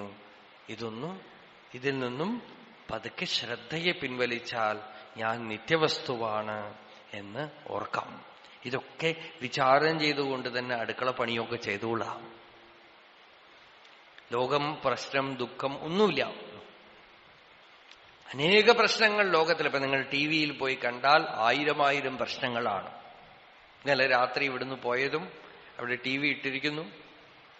പഞ്ചാബില് ഏതോ റിലീജിയസ് ഓർഗനൈസേഷൻസ് 2 കൂട്ടം അങ്ങിടുങ്ങിടും തല്ല്, കയ്യില് വാള് പിടിച്ച് 30,000 പേര് 6,000 പേരെ വെട്ടാനായിട്ട് പോവാണ്. എന്താ അവര് തമ്മിൽ ശണ്ടയ്ക്ക് കാരണം? വെറും സങ്കല്പമാണ്. ഒരാള് സ്വയം സങ്കല്പിച്ചു താൻ അവതാരമാണോ ഗുരുവാണെന്ന് സങ്കല്പിച്ചു. കുറെ ആളുകൾ, ഇന്നലെ ഞാൻ പറഞ്ഞിട്ട് പോയത് എന്തോ അറം പറ്റിയ പോലെയാണ് അവിടെ പോയപ്പോ. കുറെ ആളുകൾ അദ്ദേഹത്തിനെ അവതാരമാണെന്നും മറ്റുമൊക്കെ സങ്കല്പിച്ചു. വേറെ കുറെ ആളുകൾ അയാളെ തല്ലാനും മറ്റുമൊക്കെ പുറപ്പെടുകയാണ്. ഒക്കെ സങ്കല്പമാണ്. ഇതൊക്കെ കണ്ട് ഞാനും കുറച്ച് സങ്കല്പിച്ചു, ഭഗവാനെ ലോകവും അധ്യാത്മ മണ്ഡലവും ഒക്കെ ഇങ്ങനെ പോണുമല്ലോ, ഇതിനൊക്കെ എവിടെയാ പരിഹാരം? നമ്മൾ തന്നെ ഈ ഫീൽഡ് വിട്ടാലോ എന്ന് സങ്കല്പിച്ചു. അവസാനം ഞാൻ എന്ത് ചെയ്തു? ഈ ലോകം ഇല്ലാത്തതാണ്. ഇന്നലെ രാത്രി ഒന്ന് ഉറങ്ങി എഴുന്നേറ്റപ്പോ ഒക്കെ ശരിയായി. രാവിലെ എണീറ്റപ്പോ ഉറക്കത്തിൽ ഇതൊന്നുമില്ല, പഞ്ചാബുമില്ല, പ്രശ്നവുമില്ല, യാതൊന്നുമില്ല. ഇതൊന്നും അറിയാതെ എത്ര ആളുകൾ ഇരിക്കുന്നു, അവർക്ക് ഇതൊന്നും പ്രശ്നമേ അല്ല. ഇമാതിരി കാര്യങ്ങളൊന്നും അവർക്കില്ലേ ഇല്ല, അവരവരുടെ പാട്ടിലിരിക്കണം. ഇതൊക്കെ അറിയുകയും ഒക്കെ, അതാണ് പറഞ്ഞ അറിവാണ് വിഷം. ആത്മാവിനെ കുറിച്ച് അറിയുകയും അനാത്മാവിനെ അറിയാതിരിക്കുകയും വേണം, എന്നാലേ ശരിയാവുള്ളൂ. ചെറിയ കുട്ടികൾ ഇത്രയധികം സന്തോഷമായിരിക്കാൻ കാരണം അവർക്ക് അനാത്മ അജ്ഞാനമുള്ളത് കൊണ്ടാണ്. പലരും പറയണത്, ഒരു സ്വാമിയെ പുകഴ്ത്തുന്നത് എങ്ങനെയാന്ന് വെച്ചാൽ, അദ്ദേഹം വെറും വേദാന്തം മാത്രമല്ല, അദ്ദേഹത്തിന് ചാർട്ടേഡ് അക്കൗണ്ടന്റ് ആയിരുന്നു, അദ്ദേഹം എഞ്ചിനീയർ ആയിരുന്നു, അദ്ദേഹം MBBS പഠിച്ചിട്ടാണ് സന്യാസത്തിന് വന്നതെന്ന് വെച്ചാൽ ഒരു ആഡഡ് ഡിഗ്രി ആയിട്ടാണ് ആളുകൾ കരുതുന്നത്. അത് മടയത്തരമാണ്. അയാൾ സ്കൂളിലേക്കേ പോവാത്ത സ്വാമിയാണെന്ന് പറഞ്ഞാൽ അയാളുടെ സന്യാസത്തിന് ബലവും ഉണ്ടാവും. അയാൾ എഴുതാനറിയാത്ത സന്യാസിയാണെന്ന് പറഞ്ഞാൽ അയാളെ കൂടുതൽ വിശ്വസിക്കാം. പഠിച്ച സന്യാസിയെ വിശ്വസിക്കാൻ കുറച്ച് വിഷമമുണ്ട്. കാരണം അയാളിൽ കാപട്യം ഉണ്ടാവും, കള്ളത്തരം ഉണ്ടാവും, അഭിമാനം ഉണ്ടാവും, ഒക്കെ ഉണ്ടാവും. പഠിപ്പ് വിഷമാണ്, പോയ്സണസ് ആണ്. ഇന്ന് എല്ലാ കുഴപ്പത്തിനും കാരണം പഠിപ്പാണ്.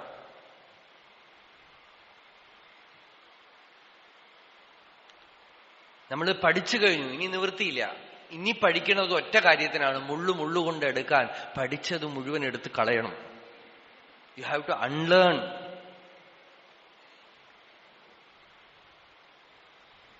அறிவும் அறியாமையும் கடந்த அறிவே அறிவாகும் உண்மையிது உந்தீபர அறிவதற்கு ஒன்றில்லை உந்தீபர.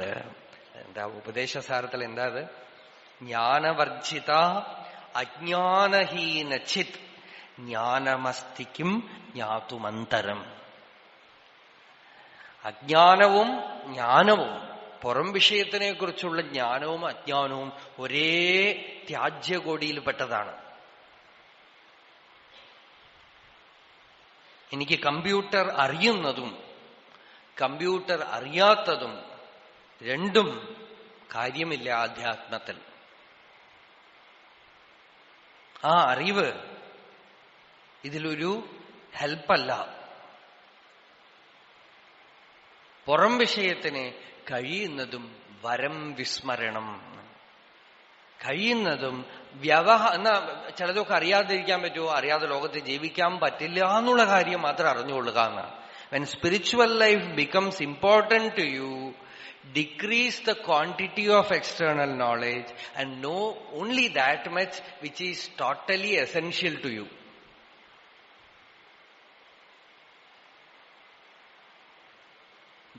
ഏതറിയാതെ ജീവിക്കാൻ പറ്റില്ലയോ അത് മാത്രം അറിയുക.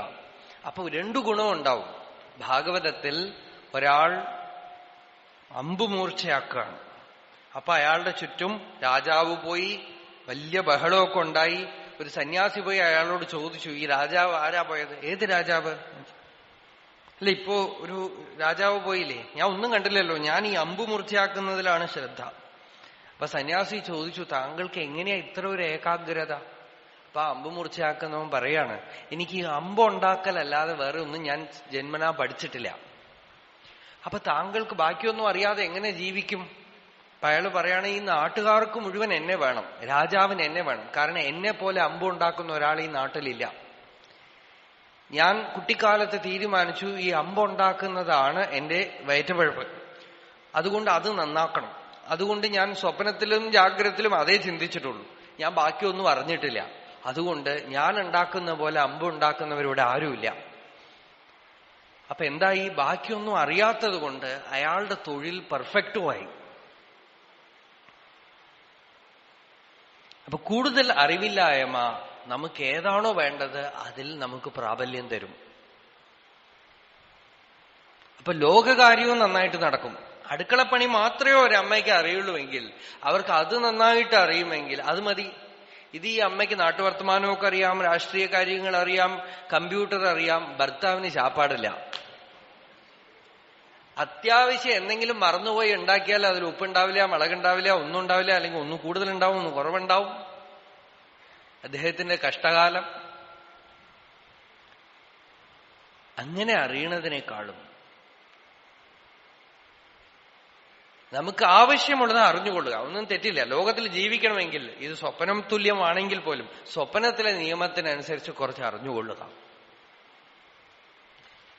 അതിൽ കൂടുതൽ ഇവിടുത്തെ അറിവിലൊന്നും ഒരു കഴമ്പുമില്ല, ഒരു കഴമ്പുമില്ല, ഒരു കാര്യവുമില്ല. പലരും വിചാരിക്കണത് ന്യൂസ് പേപ്പറൊക്കെ വായിച്ച് എല്ലാ കാര്യവും നമ്മൾ അറിയണം എന്നാണ്. എന്തിനാ? അറിയും തോറും ദുഃഖമാണ്. ചിലതൊന്നും അറിഞ്ഞിട്ടില്ലെങ്കിൽ ഒരു കുഴപ്പമില്ല.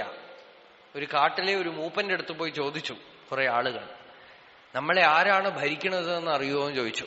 ഈയിടെ സംഭവം ആദിവാസികൾ. അദ്ദേഹം പറഞ്ഞു, ഇവിടുത്തെ രാജാവ് ഞാനാണ്, നിങ്ങളുടെ രാജാവ് ആരാണെന്ന് എനിക്കറിയില്ല. അയാളുടെ സാമ്രാജ്യത്തിലാണ് ഇരിക്കുന്നത്. നിങ്ങൾ ഇലക്ഷൻ നടത്തുന്നതോ പ്രധാനമന്ത്രിയോ മുഖ്യമന്ത്രിയോ ഒന്നും അയാൾക്ക് പ്രശ്നമേ അല്ല. നിങ്ങളുടെ ഈ വിഡ്ഢി ലോകം അയാൾക്ക് അറിയില്ല. നമ്മൾ പടുത്തു വെച്ചിരിക്കുന്നത് ഭയങ്കരമായ ഒരു കുഴിയാണ്. അതിനെ അറിഞ്ഞിട്ട് എന്ത് വേണം? അതുകൊണ്ട് ആവശ്യമുള്ളത് അറിഞ്ഞുകൊള്ളുക. ലോകത്തിൽ വ്യവഹരിക്കാൻ ചിലതൊക്കെ വേണമല്ലോ, അതൊക്കെ അറിഞ്ഞുകൊള്ളുക. അതിൽ കൂടുതലൊന്നും അതിൽ പോയി മനസ്സിടേണ്ട ആവശ്യമില്ല. വേറെ ഒരു സ്ഥലത്തേക്ക് ആ എനർജിയെ തിരിച്ചുവിടണം. ആ ഊർജത്തിനെ കൂടുതൽ ഉപയോഗകരമാവും വണ്ണം ഈ കാര്യങ്ങളൊക്കെ ഇപ്പൊ ഞാൻ പറഞ്ഞല്ലോ, സുഷുപ്തി, ഇതൊക്കെ പല ആളുകളും പറയണത് ഞങ്ങൾക്കിതൊന്നും ചിന്തിക്കാനുള്ള ബുദ്ധിയില്ല എന്നാണ്. അപ്പൊ എനിക്ക് ഒരു വിധത്തിലും അവരോട് ദയ തോന്നില്ല. കാരണം എന്താന്ന് വെച്ചാൽ അവർക്ക് കണക്ക് നല്ലവണ്ണം അറിയാം, കമ്പ്യൂട്ടർ നല്ലവണ്ണം അറിയാം. അവർക്ക് ഒരു വലിയ കാറിനെ അഴിച്ചിട്ടാൽ തിരിച്ചു കെട്ടിയിടും, അതേപോലെ കൂട്ടും. അതൊക്കെ അറിയാം. ആ ആളുകളാണ് പറയണത് ഞങ്ങൾക്ക് ഈ ജാഗ്രത, സ്വപ്നം, സുഷുപ്തി ഒന്നും വിചാരം ചെയ്യാൻ ബുദ്ധിയില്ല. അതിന് കാരണം ഇപ്പൊ എന്നെ സംബന്ധിച്ചിടത്തോളം എനിക്ക് കമ്പ്യൂട്ടറും വാഷിംഗ് മെഷീനും കഷ്ടിച്ചിപ്പോഴാണ് വ്യത്യാസം അറിയാം. അത്രയും വിവരമില്ലാത്ത എനിക്ക് ഇത് പറയാമെങ്കിൽ ഇവർക്ക് ഈ വിചാരം ചെയ്യാൻ വയ്യാന്ന് പറയണത് ഇവരുടെ എനർജി മുഴുവൻ അങ്ങോട്ട് വേസ്റ്റ് ചെയ്തതാണ്, വ്യയം ചെയ്തതാണ്, ദുർവ്യയം ചെയ്തിട്ട് ഇപ്പൊ അവസാനം എന്തായി? തന്റെ കയ്യിലുള്ള കാശിന് മുഴുവൻ ഒരാള് അലങ്കാര വസ്തുക്കൾ വാങ്ങിച്ചിട്ട് അവസാനം വീട്ടിൽ ഊണ് കഴിക്കാൻ അരി വാങ്ങാൻ കാശില്ലെങ്കിൽ അയാളെ തല്ലണോ വേണ്ടയോ? ആവശ്യമില്ലാത്ത വസ്തുക്കളൊക്കെ വാങ്ങിച്ചു.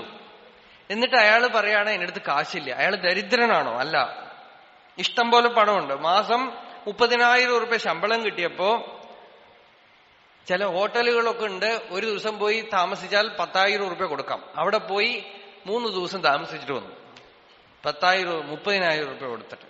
എന്നിട്ട് പറയാണ് ഊണ് കഴിക്കാൻ വീട്ടിൽ കാശില്ല. അയാളെ ഭാര്യയെ തല്ലിയാലോ ഒന്നും കുറ്റം പറയാനില്ല. അതേപോലെയാണ് നമുക്കിതൊന്നും വിചാരം ചെയ്യാൻ പറ്റണില്ല എന്ന് പറയുന്ന ആളുകളും. ഇതൊന്നും ഞങ്ങൾക്ക് ശക്തിയില്ല എന്ന് പറയാൻ കാരണം നമ്മളുടെ ബുദ്ധിയും മനസ്സിനെയും നമ്മൾ വേറെ പല ഫീൽഡിലും വിട്ടു പഴക്കി എനർജിയൊക്കെ അവിടെ വേസ്റ്റ് ചെയ്തിരിക്കുകയാണ്. അതുകൊണ്ട് എന്തായി? ഇപ്പൊ നമ്മൾക്ക് ആവശ്യം വരുമ്പോ നമ്മളുടെ രക്ഷയ്ക്ക്, നമ്മൾക്ക് ശാന്തി നേടാൻ, നമ്മളുടെ ഹിതത്തിനു വേണ്ടി നമ്മളുടെ തന്നെ ബുദ്ധിയും മനസ്സും പ്രയോജനപ്പെടുന്നില്ല. ഈ ബുദ്ധിയും മനസ്സും രാഷ്ട്രീയ കാര്യങ്ങളൊക്കെ അറിയാം, മന്ത്രി ആരാണെന്നറിയാം, അവരുടെ കുടുംബ വർത്തമാനങ്ങൾ അറിയാം, അവർ തമ്മിലുള്ള ചർച്ചയും പ്രശ്നങ്ങളും ഒക്കെ അറിയാം. അപ്പൊ അതിനൊക്കെ ബുദ്ധിയുണ്ട്. ആ ബുദ്ധിയെ പതുക്കെ ഒന്ന് വിഡ്രോ ചെയ്താൽ മതിയേ. ഇപ്പൊ വിചാരം ചെയ്യാൻ പറ്റണില്ലെങ്കിൽ ഒരു സാധന ചെയ്യുക. എന്താ സാധന? പതുക്കെ എവിടെയൊക്കെ ഇത് പോയി കിടക്കണ്ടോ, യഥോ യഥോ നിശ്ചരതി മനഃശഞ്ചലമസ്ഥിരം തതസ്തോ നിയമേതത് ആത്മന്യേവ വശം നയേത്. പതുക്കെ പതുക്കെ ഇത് ഇങ്ങനെ കടുകുമണി വീണ പോലെ അവിടെ പോയി കിടക്കണുണ്ട് ഓരോ വസ്തുക്കളിൽ. അതൊക്കെ പതുക്കെ എനർജി വേസ്റ്റ് കുറയ്ക്കുക. ന്യൂസ് പേപ്പർ വായിക്കുന്നത് കുറയ്ക്കുക. ടിവിയിലും അതിലും ഇതിലും ഒക്കെ കാണുന്ന പല പ്രശ്നങ്ങളും ഉള്ളിൽ കയറ്റുന്നത് കുറയ്ക്കുക. വല്ല പ്രശ്നം തോന്നുന്നുണ്ടെങ്കിൽ ഞാൻ ഡിസ്റ്റർബ്ഡ് ആവും എന്ന് കാണുകയാണെങ്കിൽ ഓഫ് ചെയ്ത് വെക്കുക. വേണ്ട, അത് എന്തു വേണമെങ്കിൽ നടന്നോട്ടെ, ഞാൻ എന്തിനു ഡിസ്റ്റർബ് ആവണം? ഞാൻ അവിടെ പോയിട്ട് ഇനിയിപ്പോ എന്നെ കൊണ്ടൊന്നും ചെയ്യാൻ പറ്റില്ല. അവിടെ പോയിട്ട് ഞാൻ എന്തിനു വെറുതെ ഡിസ്റ്റർബ് ആവണം? അതൊന്നും ഇല്ല ഇവിടെ. ഓഫ് ചെയ്ത് വെക്കുക. അറിഞ്ഞിട്ടില്ലെങ്കിൽ ഇല്ലല്ലോ, കഴിഞ്ഞു. ഞാനിപ്പോ മരിച്ചുപോയാ ഇല്ലല്ലോ, എല്ലാം കഴിഞ്ഞു. അപ്പൊ ഒക്കെ അവസാനിപ്പിച്ച് വെക്കുക. എന്നിട്ട് പതുക്കെ ഊർജം ഉണ്ടാവില്ലയോ നോക്കൂ. Conserve energy, then that energy can be channelized into higher centers. അപ്പോ വിചാരമൊക്കെ ചെയ്യാൻ പറ്റും. അപ്പൊ മനസ്സിലാവും നമുക്ക് ഇഷ്ടം പോലെ യു ഹാവ് അബൻഡന്റ് എനർജി. വൃദ്ധന്മാർക്ക് പോലും ചെയ്യാൻ പറ്റും. വയസ്സായി എന്നുള്ളത് കൊണ്ടും ഈ നിയമം വിട്ടുപോകില്ല. വാർദ്ധക്യത്തിൽ വന്നവർക്കാണെങ്കിലും പതുക്കെ ശ്രമിക്കുകയാണെങ്കിൽ ഊർജ വ്യയം കുറച്ചാൽ ആ ഊർജത്തിനെ ഹിതത്തിന്, സ്വഹിതത്തിന് സമ്പാദിക്കുകയും ഇങ്ങനെയൊക്കെ പഴയ കാലത്ത് ചെയ്തിരുന്നതാണല്ലോ. അവസാന കാലത്താണല്ലോ സന്യാസമൊക്കെ സ്വീകരിച്ചിരുന്നത്. അപ്പോ അവസാന കാലത്തും വേണമെങ്കിൽ ബാക്കിയൊക്കെ വിട്ടുപോയി വിചാരത്തിനെ, ബുദ്ധിയെ ഭഗവാനിലും ആത്മധ്യാനത്തിലും ഭക്തിയിലും സത്സംഗത്തിലും നിർത്തി ലോകത്തിനെയും രാഗദ്വേഷ സങ്കുലമായ വസ്തുക്കളെയും വ്യക്തികളെയും വികാരങ്ങളെയും സുഷുപ്തിയിലെന്ന വണ്ണം ജാഗ്രതത്തിൽ മാറ്റി നിർത്താൻ സാധിക്കും. അങ്ങനെ സാധിച്ചാൽ സുഷുപ്തിയിൽ എന്ന പോലെ തന്നെ ജാഗ്രതത്തിലും ശാന്തി ഉണ്ടാകും, സമാധി ഉണ്ടാകും. അതാണ് അക്ഷയം സുഖം, ക്ഷയിക്കാത്ത സുഖം എന്ന് വസിഷ്ഠൻ പറഞ്ഞത്. ശാസ്ത്രവും ആചാര്യന്മാരും ഒക്കെ നമുക്ക് വഴികാട്ടികളാണ്. പക്ഷെ ശാസ്ത്രം ഗുരുവും വിചാരിച്ച് ഈശ്വര ദർശനം തരാൻ ഒക്കില്ല എന്ന് അവര് കാണിച്ചു തരും. രാമകൃഷ്ണ പരമഹംസരുടെ ഒരു ഉദാഹരണമുണ്ട്. പഞ്ചാംഗം വായിക്കും വർഷത്തിൽ ഒരിക്കൽ. പഞ്ചാംഗത്തില് ഈ വർഷം ഇത്ര മഴ പെയ്യും എന്ന് എഴുതിയിട്ടുണ്ടാവും. ഈ വർഷം ഇത്ര മഴ പെയ്യും. പക്ഷെ പഞ്ചാംഗം പിഴിഞ്ഞാൽ വെള്ളം കിട്ടുമോ? പഞ്ചാംഗം പിഴിഞ്ഞാൽ ഒരു ഡ്രോപ്പ് വെള്ളം പോലും കിട്ടില്ല. അതുപോലെ ശാസ്ത്രം പ്രമാണമാണ് നമുക്ക്. തസ്മാത് ശാസ്ത്രം പ്രമാണം തേ. ശാസ്ത്രം എന്തു പറയുന്നു? തത്വമസി, നീ അന്വേഷിക്കുന്ന സത്യം നിന്നിൽ തന്നെ ഉണ്ട്, നിന്റെ അന്തര്യാമിയാണ്. അതിനെ അന്വേഷിച്ച് കണ്ടെത്തൂ. ഗുരു എന്തു പറയുന്നു? ഗുരു എന്ന് വെച്ചാൽ ആരാ? ഈ ശാസ്ത്രം പറയുന്ന സത്യത്തിനെ കണ്ടെത്തിയിട്ടുള്ളവനാണ് ഗുരു. ഗുരുവിന്റെ വാക്ക് തന്നെ ശാസ്ത്രം, ശാസ്ത്രം തന്നെ ഗുരുവാക്യം. ഗുരു പറയുമ്പോ ശാസ്ത്രത്തിനെ അനുഭവപ്പെടുത്തിക്കൊണ്ട് പറയുന്നു, അത്രയേ ഉള്ളൂ വ്യത്യാസം. പക്ഷെ ശാസ്ത്രമോ ഗുരുവോ നമ്മളെ ആത്മസാക്ഷാത്കാരത്തിൽ കൊണ്ട് ഇരുത്താൻ അവർക്ക് സാധ്യമല്ല. ഗുരുവിന് സാധ്യമാണ് എന്ന് പറയും. എങ്ങനെയാണെന്ന് വെച്ചാൽ, ഈ ശിഷ്യൻ വളരെ പക്വമാണെങ്കിൽ, വളരെ പക്വസ്ഥിതിയിലിരിക്കുകയാണെങ്കിൽ, അപ്പോഴും ഈ ശിഷ്യന്റെ യോഗ്യതയാണ്. അതിതീവ്ര വിരക്തി, വൈരാഗ്യത്തോടുകൂടെ, വേറെ ഒന്നിലും രുചിയില്ലാത്ത സ്ഥിതിയിൽ, നാസതോ വിദ്യതേ ഭാവഃ ന അഭാവോ വിദ്യതേ സതഃ. അസത്തിന് ഭാവമില്ല, സത്തിന് അഭാവമില്ല എന്നുള്ളത് സിദ്ധാന്തം. അസത് എന്ന് വെച്ചാൽ ഭഗവാൻ അല്ലാത്തത്, ആത്മാ അല്ലാത്ത സകല വസ്തുക്കളും പരിണമിച്ചുകൊണ്ടേയിരിക്കണു, മാറിക്കൊണ്ടേയിരിക്കണു എന്ന് കണ്ട് പരിണമിച്ചുകൊണ്ടിരിക്കുന്നതും നിലയ്ക്ക് നിൽക്കാത്തതുമായ വസ്തുക്കളോട് ശക്തിയില്ലാതിരിക്കുന്നതാണ് വൈരാഗ്യം. ആസക്തിയില്ലാതെ ഇരിക്കുന്ന തീവ്ര വൈരാഗ്യം വരികയാണെങ്കിൽ, അതിന് നമ്മൾ ഇന്നലെ വൈകുന്നേരം പറഞ്ഞു, ദുഃഖാനി ആലോക്യ. ലോകത്തില് എല്ലായിടത്തും ദുഃഖം എങ്ങനെ വരണു എന്ന് പ്രത്യക്ഷേണ അനുമാനേന നിഗമേന ആത്മസംവിദ ആദ്യന്തവത് അസജ്ഞാത്വ നിസ്സംഗോ വിചരേതിഹ. പ്രത്യക്ഷേണ അനുമാനേന നിഗമേന ആത്മസംവിദ ആദ്യന്തവത് അസത് ജ്ഞാത്വ നിസ്സംഗോ വിചരേതിഹ. പ്രത്യക്ഷമായി ലോകത്തില് കാണുന്നു. എന്ത് കാണുന്നു? വസ്തുക്കളൊക്കെ പരിണമിച്ചുകൊണ്ടിരിക്കുന്നു, നശിച്ചുകൊണ്ടിരിക്കുന്നു. നമ്മളുടെ ശരീരം തന്നെ ജനിക്കുന്നു, വളരുന്നു, പരിണമിക്കുന്നു, നശിക്കുന്നു. ഗർഭത്തിലുണ്ടാവുന്നു, ഗർഭത്തിൽ നിന്ന് പുറത്തു വരുന്നു, പരിണമിക്കുന്നു, ക്ഷയിക്കുന്നു, നശിക്കുന്നു. ജായത്തെ അസ്ഥി വർദ്ധത്തെ വിപരിണമത്തെ അപക്ഷീയത്തെ വിനശ്യതി. നമ്മളുടെ ദേഹത്തിനെ തന്നെ നമുക്ക് കാണാം എത്ര മാറ്റം വരുന്നു, എത്ര മരിച്ചു കഴിഞ്ഞു. നമ്മൾ ഒന്ന് ആലോചിച്ച് നോക്കുക. കുട്ടിക്കാലത്തെ ഫോട്ടോ വല്ലതും ഉണ്ടെങ്കിൽ വീട്ടിൽ പോയി എടുത്തു നോക്കൂ. ആ ആളിപ്പോ എവിടെ? മരിച്ചിരിക്കണു, ആ ആള് പോയി. അതേപോലെ ഇപ്പോഴത്തെ ഫോട്ടോ ഒക്കെ എടുത്തു വെക്കുന്നുണ്ടല്ലോ, നല്ല ഉപകാരമാവും കുറച്ച് കഴിഞ്ഞാൽ നോക്കാനായിട്ട്. കുറെ കഴിയുമ്പോ നോക്കാനായിട്ട് നല്ല ഉപയോഗമായിട്ടിരിക്കും. തിരിഞ്ഞെടുത്ത് നോക്കുക, ആ ഫോട്ടോ എടുത്ത് നോക്കുക, ആ ആള് മരിച്ചിരിക്കണു, ആ ശരീരം പോയി. നല്ലവണ്ണം വായൊക്കെ ഇളിച്ച് കാണിച്ച് ഫോട്ടോ എടുത്ത് വെച്ചോളാ. എന്താന്ന് വെച്ചാൽ കുറച്ച് കഴിഞ്ഞാൽ അവിടെ ഒന്നും ഉണ്ടാവില്ല, അതിൽ പല്ലൊന്നും ഉണ്ടാവില്ല, ഒക്കെ പോയിട്ടുണ്ടാവും. ഈ സകലതും പോകുന്നു, ഒക്കെ പരിണമിച്ചുകൊണ്ടേയിരിക്കുന്നു. അത് കാണുമ്പോഴാണ് ഈ ജീവന് വിരക്തി ഉണ്ടാവണത്. ഈ വിരക്തി ആദ്യപടിയാണ്. വിരക്തി ദുഃഖാനി ആലോക്യ ജന്തുഷു അലമുദിത വിവേകോഹം ആചാര്യവർയാത് ലബ്ധ്വാ ത്വദ്രൂപ തത്വം. ആദ്യം പുറമേക്ക് നോക്കിയിട്ട് സകലതും പരിണമിച്ചുകൊണ്ടിരിക്കുന്നു, ദുഃഖിപ്പിക്കുന്നു, പറ്റിച്ചിട്ട് ചതിച്ചിട്ട് പോകുന്നു എന്ന് കാണുമ്പോൾ വിവേകം ഉദിക്കും. വിവേകം ഉദിക്കുമ്പോ വിവേകത്തിന്റെ അടുത്ത പടിയാണ് വൈരാഗ്യം. വിവേകം എന്താണ്? വിവേകം നിത്യമായത് എന്താണ്, അനിത്യമായത് എന്താണ് എന്ന് ഏകദേശം കാണുന്നത് വിവേകം. അനിത്യമായതിൽ നിന്നും അകലുന്നത് വൈരാഗ്യം. ആ വൈരാഗ്യം ആർക്ക് തീവ്രമായിട്ടുണ്ടോ അവനെ നിത്യമായ വസ്തുവിനോട് അവനെ യോജിപ്പിക്കുന്നവനാണ് ഗുരു. ശിശുപാലനിൽ നിന്നും എനിക്ക് വേണ്ട, എനിക്ക് കൃഷ്ണൻ വേണം എന്ന് പറഞ്ഞാൽ ഒരു ഗുരു കൃഷ്ണനും രുക്മിണിയും ചേർത്ത് വെച്ചു. ശിശുപാലൻ ആരാണ്? അസത്താണ്. കൃഷ്ണൻ ആരാണ്? സദ്വസ്തുവാണ്, അന്തര്യാമിയാണ്.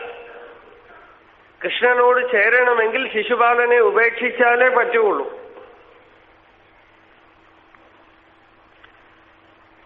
ഉപേക്ഷിക്കുക എന്ന് വെച്ചാൽ ഉടനെ അറിഞ്ഞോളണം. ഉപേക്ഷിക്കാൻ ഇവിടെ ഒന്നും ഇല്ല, എല്ലാം ഓൾറെഡി ഉപേക്ഷിക്കപ്പെട്ടിരിക്കുന്നു. ഉപേക്ഷിക്കാൻ ഇവിടെ ഒന്നുമില്ല, ഉപേക്ഷിക്കപ്പെട്ടിരിക്കുന്നു ഓൾറെഡി. ഇതൊന്നും നമ്മളുടെ അല്ല എന്ന് അറിയണതാണ് ഉപേക്ഷ. അല്ലാതെ പുറമേക്ക് ലോകത്തിനെ എവിടെ കൊണ്ട് കലക്കും? കൊച്ചിയിലെ അടുത്ത് സമുദ്രം കൊണ്ട് കൊണ്ടുപോയി തള്ളിക്കളയാൻ പറ്റുമോ ലോകത്തിനെ?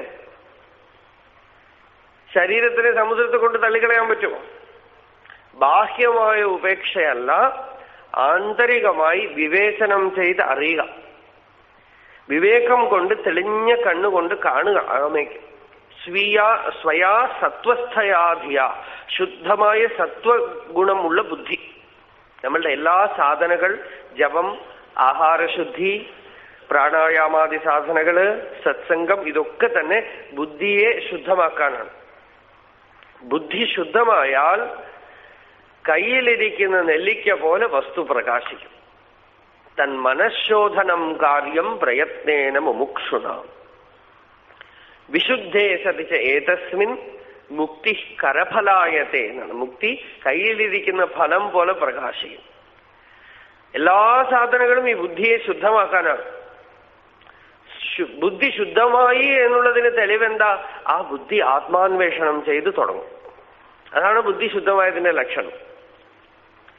ആത്മാന്വേഷണം ചെയ്യണില്ലയോ, പുറമേക്ക് എത്ര തന്നെ ഒരാൾ ശുദ്ധമായിട്ട് തോന്നിയാലും ശുദ്ധി ആയിട്ടില്ല എന്നർത്ഥം. ശുദ്ധിയുടെ ലക്ഷണമേ ഏതാണ്? സനത്കുമാര മഹർഷി നാരദനോട് പറയുന്നു, നാരദരെ, ആഹാരം ശുദ്ധമായാൽ സത്വം ശുദ്ധമാകും. സത്വം ശുദ്ധമായാൽ നമ്മൾ മറന്നുപോയിട്ടുള്ള ഒന്ന് ഓർമ്മ വരും. നമ്മൾ ശ്രദ്ധിക്കാതെ വിട്ടിരിക്കുന്ന ബോധമണ്ഡലത്തിലേക്ക് തെളിഞ്ഞു വരും.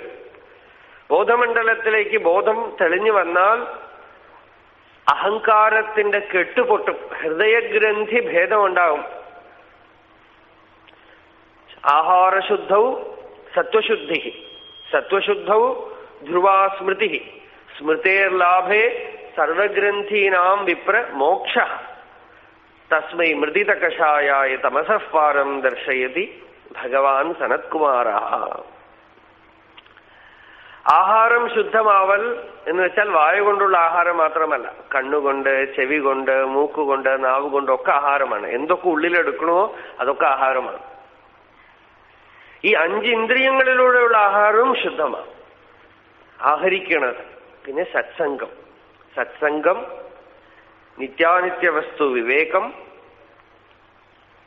വൈരാഗ്യം, ഇതൊക്കെ തന്നെ മോക്ഷമാകുന്ന സാമ്രാജ്യത്തിലേക്കുള്ള കവാടങ്ങളായിട്ടാണ് യോഗവാസിഷ്ടം പറയണത്. ഇതൊക്കെ ആദ്യം ഉണ്ടെങ്കിൽ ഇതിലേതെങ്കിലും ഒന്നിനെ പാട്ടിലാക്കിയാൽ പോലും മതി എന്നാണ്. ഒരു ജീവൻ, ഒരു സാധകൻ പ്രയത്നിച്ച് ഇതിൽ ഏതെങ്കിലും ഒന്ന് അയാൾക്ക് വശപ്പെട്ട് കിട്ടിയാൽ മതി, ബാക്കിയൊക്കെ കൂടെ പോന്നോളും എന്നാണ്. നിത്യാനിത്യ വസ്തു വിവേകം ഉണ്ടെങ്കിൽ വൈരാഗ്യം ഉണ്ടാവും, വൈരാഗ്യം ഉണ്ടെങ്കിൽ നിത്യാനിത്യ വസ്തു വിവേകം ഉണ്ടാവും. സത്സംഗം ഒന്നും സാധിച്ചില്ലെങ്കിൽ ഈ ഗുണങ്ങളൊക്കെ ഉള്ള സാധുക്കളുമായിട്ട് സംഘം പുലർത്തി പതുക്കെ പതുക്കെ അവരെ ശ്രദ്ധിച്ചു തുടങ്ങിയാൽ, അവരെ അനുസരിച്ചു തുടങ്ങിയാൽ, അവരുടെ കൂടെ ഇരുന്നാൽ, നമ്മൾ കൂടെ ഇരിക്കുന്നവരുടെ സ്വഭാവമൊക്കെ നമ്മൾ അറിയാതെ വലിച്ചെടുക്കണുണ്ടേ. ചെറിയ ചെറിയ കുട്ടികളെയൊക്കെ ശ്രദ്ധിക്കൂ. വലിയവർ പെരുമാറുന്ന പോലെയൊക്കെ അവർ പെരുമാറും. ടിവിയിലും സിനിമയിലും കാണുന്നവരെ പോലെയൊക്കെ അവർ കാണിക്കും. ഒക്കെ നമ്മളിങ്ങനെ കൂടെ നിൽക്കുന്നവരിൽ നിന്നൊക്കെ സ്പോഞ്ച് ഇങ്ങനെ വെള്ളം എടുക്കണ പോലെ എടുക്കണുണ്ട്. അപ്പൊ സത്സംഗം വളരെ പ്രധാനം. സത്സംഗം എല്ലാം. അതാണ് ഇന്നലെ വസിഷ്ഠൻ പറഞ്ഞത്, സത്സംഗം കിട്ടാത്ത സ്ഥലത്ത് ഒരു ദിവസം പോലും ഇരിക്കരുത്. ഭാഗവതം പറഞ്ഞു, സുരേശലോകോപി നതത് സേവ്യതാം. ദേവലോകമാണെങ്കിൽ പോലും അവിടെ സത്സംഗം കിട്ടില്ലെങ്കിൽ അവിടെ പോയി ഇരിക്കരുതെന്ന്. എന്താന്ന് വെച്ചാൽ അപകടം, അത്യധികം അപകടമാണ്. സത്സംഗം എന്ത് ചെയ്യുന്നു? സത്സംഗം പോസിറ്റീവായിട്ട് നമുക്കൊന്നും തന്നിട്ടില്ലെങ്കിൽ പോലും നെഗറ്റീവായിട്ടോ ഒന്നും വരാതെ രക്ഷിക്കും. അത് തന്നെ വലിയ അതിന്റെ ഒരു ഗുണം.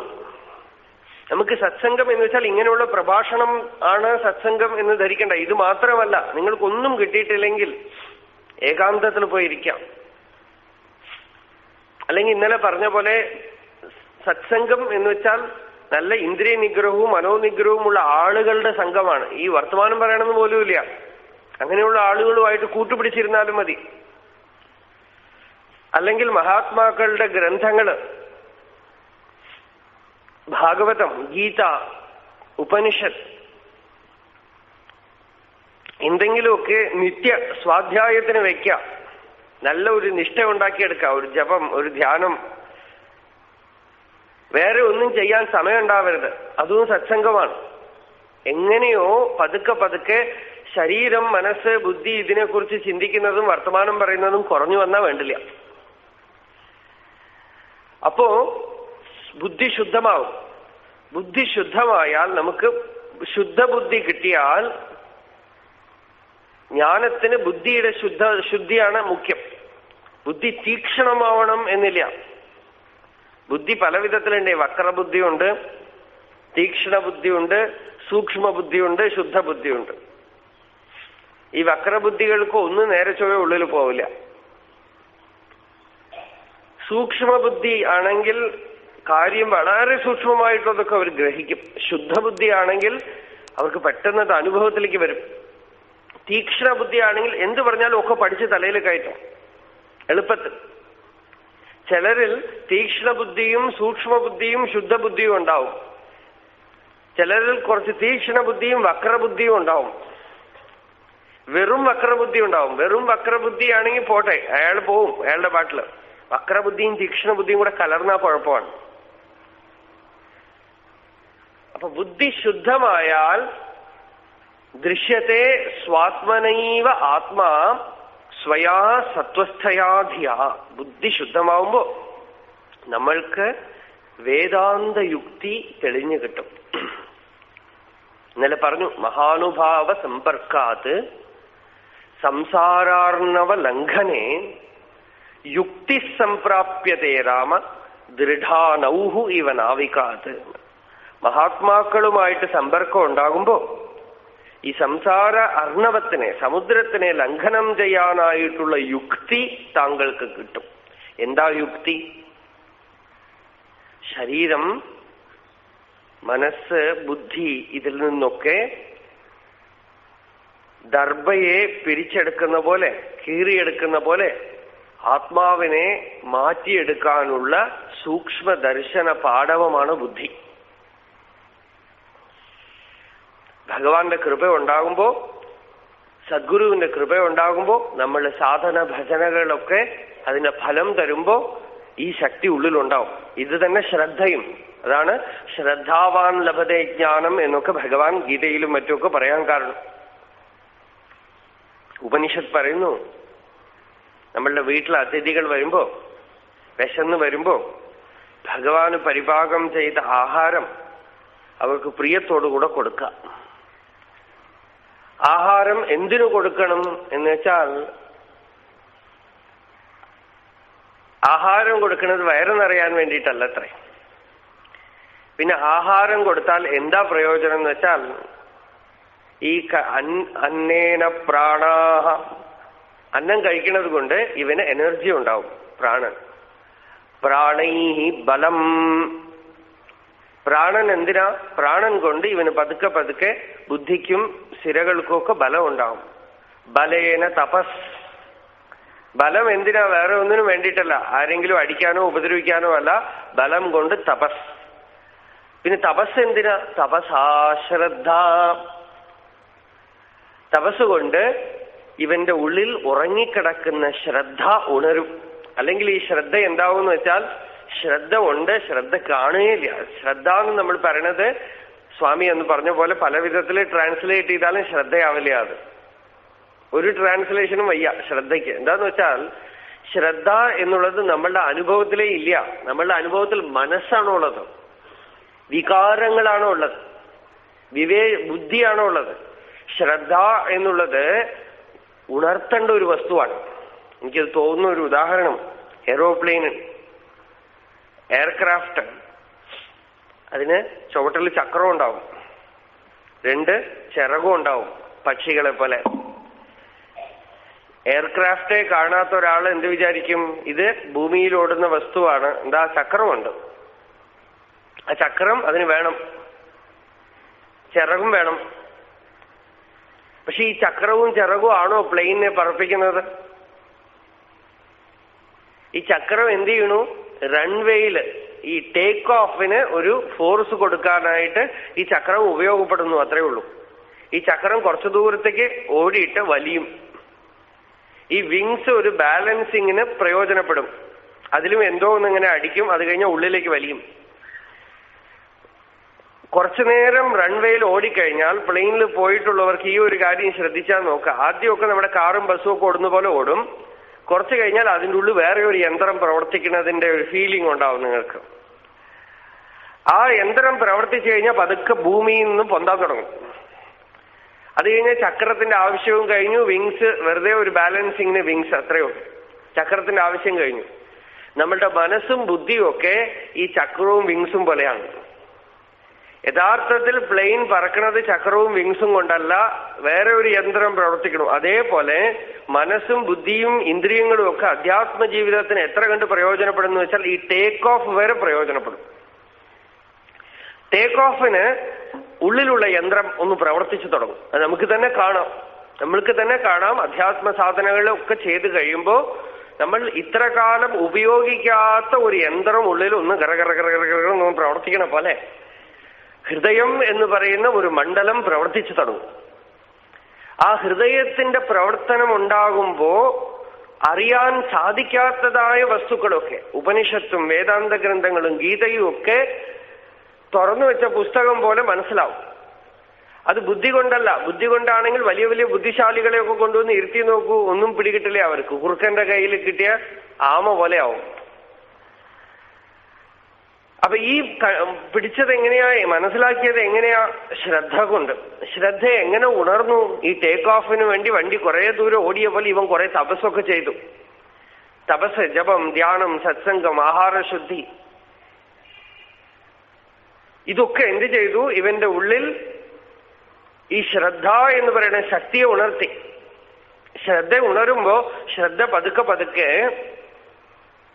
അപൂർവമായ ഒരു തലത്തിനെ ശ്രദ്ധിപ്പിച്ചു തുടങ്ങും. ശ്രദ്ധ എന്ന് വെച്ചാൽ തന്നെ വാക്കിനർത്ഥം അറ്റൻഷൻ എന്നാണ്. ശ്രദ്ധസ്വ എന്ന് വെച്ചാൽ പേ അറ്റൻഷൻ എന്നർത്ഥം. ഇപ്പൊ എന്തിനുള്ള ശ്രദ്ധയാണ് ഇവിടെ?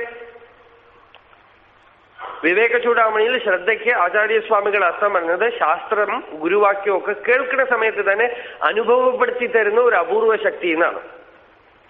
വലിയ ഇന്റലക്ച്വലൈസേഷൻ ഒന്നും വേണ്ട, കേൾക്കുന്ന ക്ഷണത്തിൽ തന്നെ അനുഭവപ്പെടുത്തി തരുന്ന ഒരു അപൂർവ ശക്തിക്ക് ശ്രദ്ധ എന്ന് പേര് എന്ന് വിവേക ചൂടാമണിയിൽ പറഞ്ഞു. നമുക്ക് ശ്രദ്ധ എന്നുള്ളതിന് ജനറൽ ആയി ഒരു അർത്ഥം പറയുകയാണെങ്കിൽ അറ്റൻഷൻ, പേയിങ് അറ്റൻഷൻ. എന്തിനാണ് അറ്റൻഷൻ? ഇപ്പൊ നമ്മുടെ സയൻസ്, ആധുനിക ശാസ്ത്രജ്ഞന്മാരൊക്കെ എന്തിലൊക്കെയോ അറ്റൻഷൻ ഇടുന്നുണ്ട് അല്ലേ? പുതിയ പുതിയ പ്ലാനറ്റ്സ് കണ്ടുപിടിക്കണം. ഈയിടെ പത്രത്തിലുണ്ടായിരുന്നു, വിശ്വത്തിൽ മുഴുവൻ അന്വേഷിച്ച് പല കാര്യങ്ങളും കണ്ടുപിടിക്കണം. മനുഷ്യന്റെ ശരീരത്തിലുള്ള കോശങ്ങളിലും അവിടെയും ഇവിടെയൊക്കെ അന്വേഷിച്ച് പല വിധത്തിലുള്ള പുതിയ പുതിയ വസ്തുക്കളൊക്കെ കണ്ടെത്തുന്നു. ഇതൊക്കെ ശ്രദ്ധ കൊണ്ടാണ്. യാദൃശി ശ്രദ്ധ സിദ്ധിർഭവതി താദൃശി എന്നാണ്.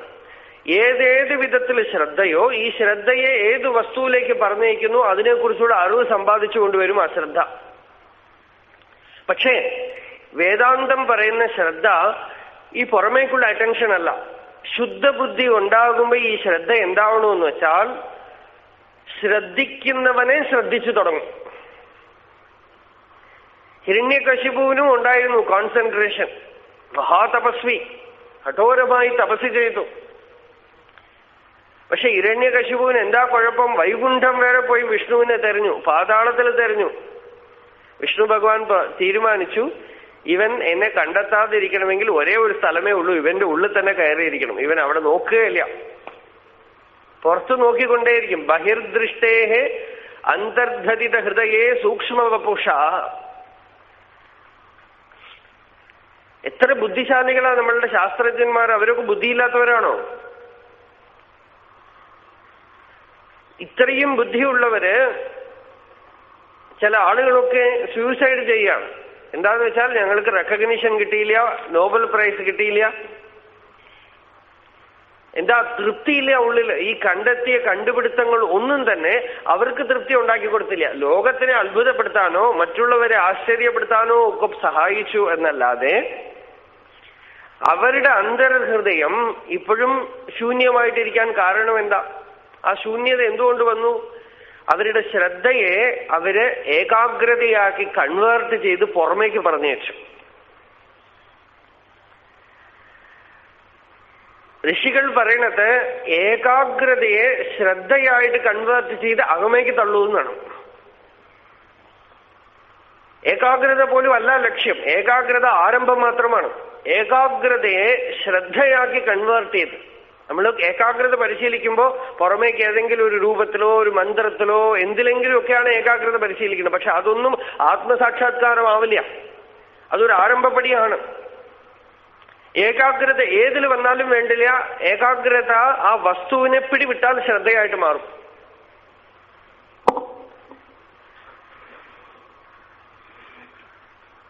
കൃഷ്ണന്റെ രൂപത്തിൽ ഗോപസ്ത്രീകൾക്ക് ഏകാഗ്രത ഉണ്ടായി.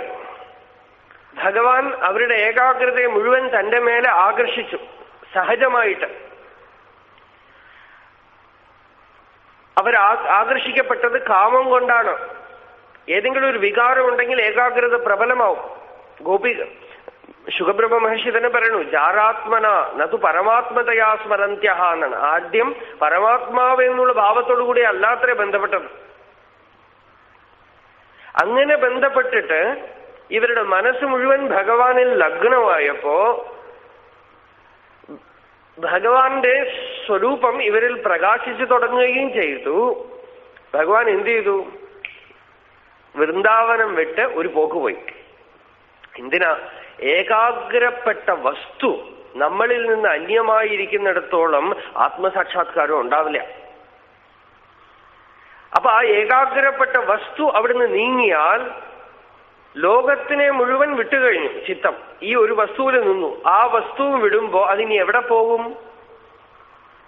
പതുക്കെ ഉദിച്ച ഇടത്തിലേക്ക് ലയിക്കും. ഹൃത്സ്ഥലേ മനസ്വസ്ഥതാക്രിയ. ഉപദേശസാരം. അതിൽ തമിഴ് വളരെ കുറച്ചുകൂടെ ബ്യൂട്ടിഫുൾ ആണ്. തമിഴില് മഹർഷി പറയണത് ഉദിത്ത ഇടത്തിൽ ഒടുങ്ങിയിരുത്തൽ.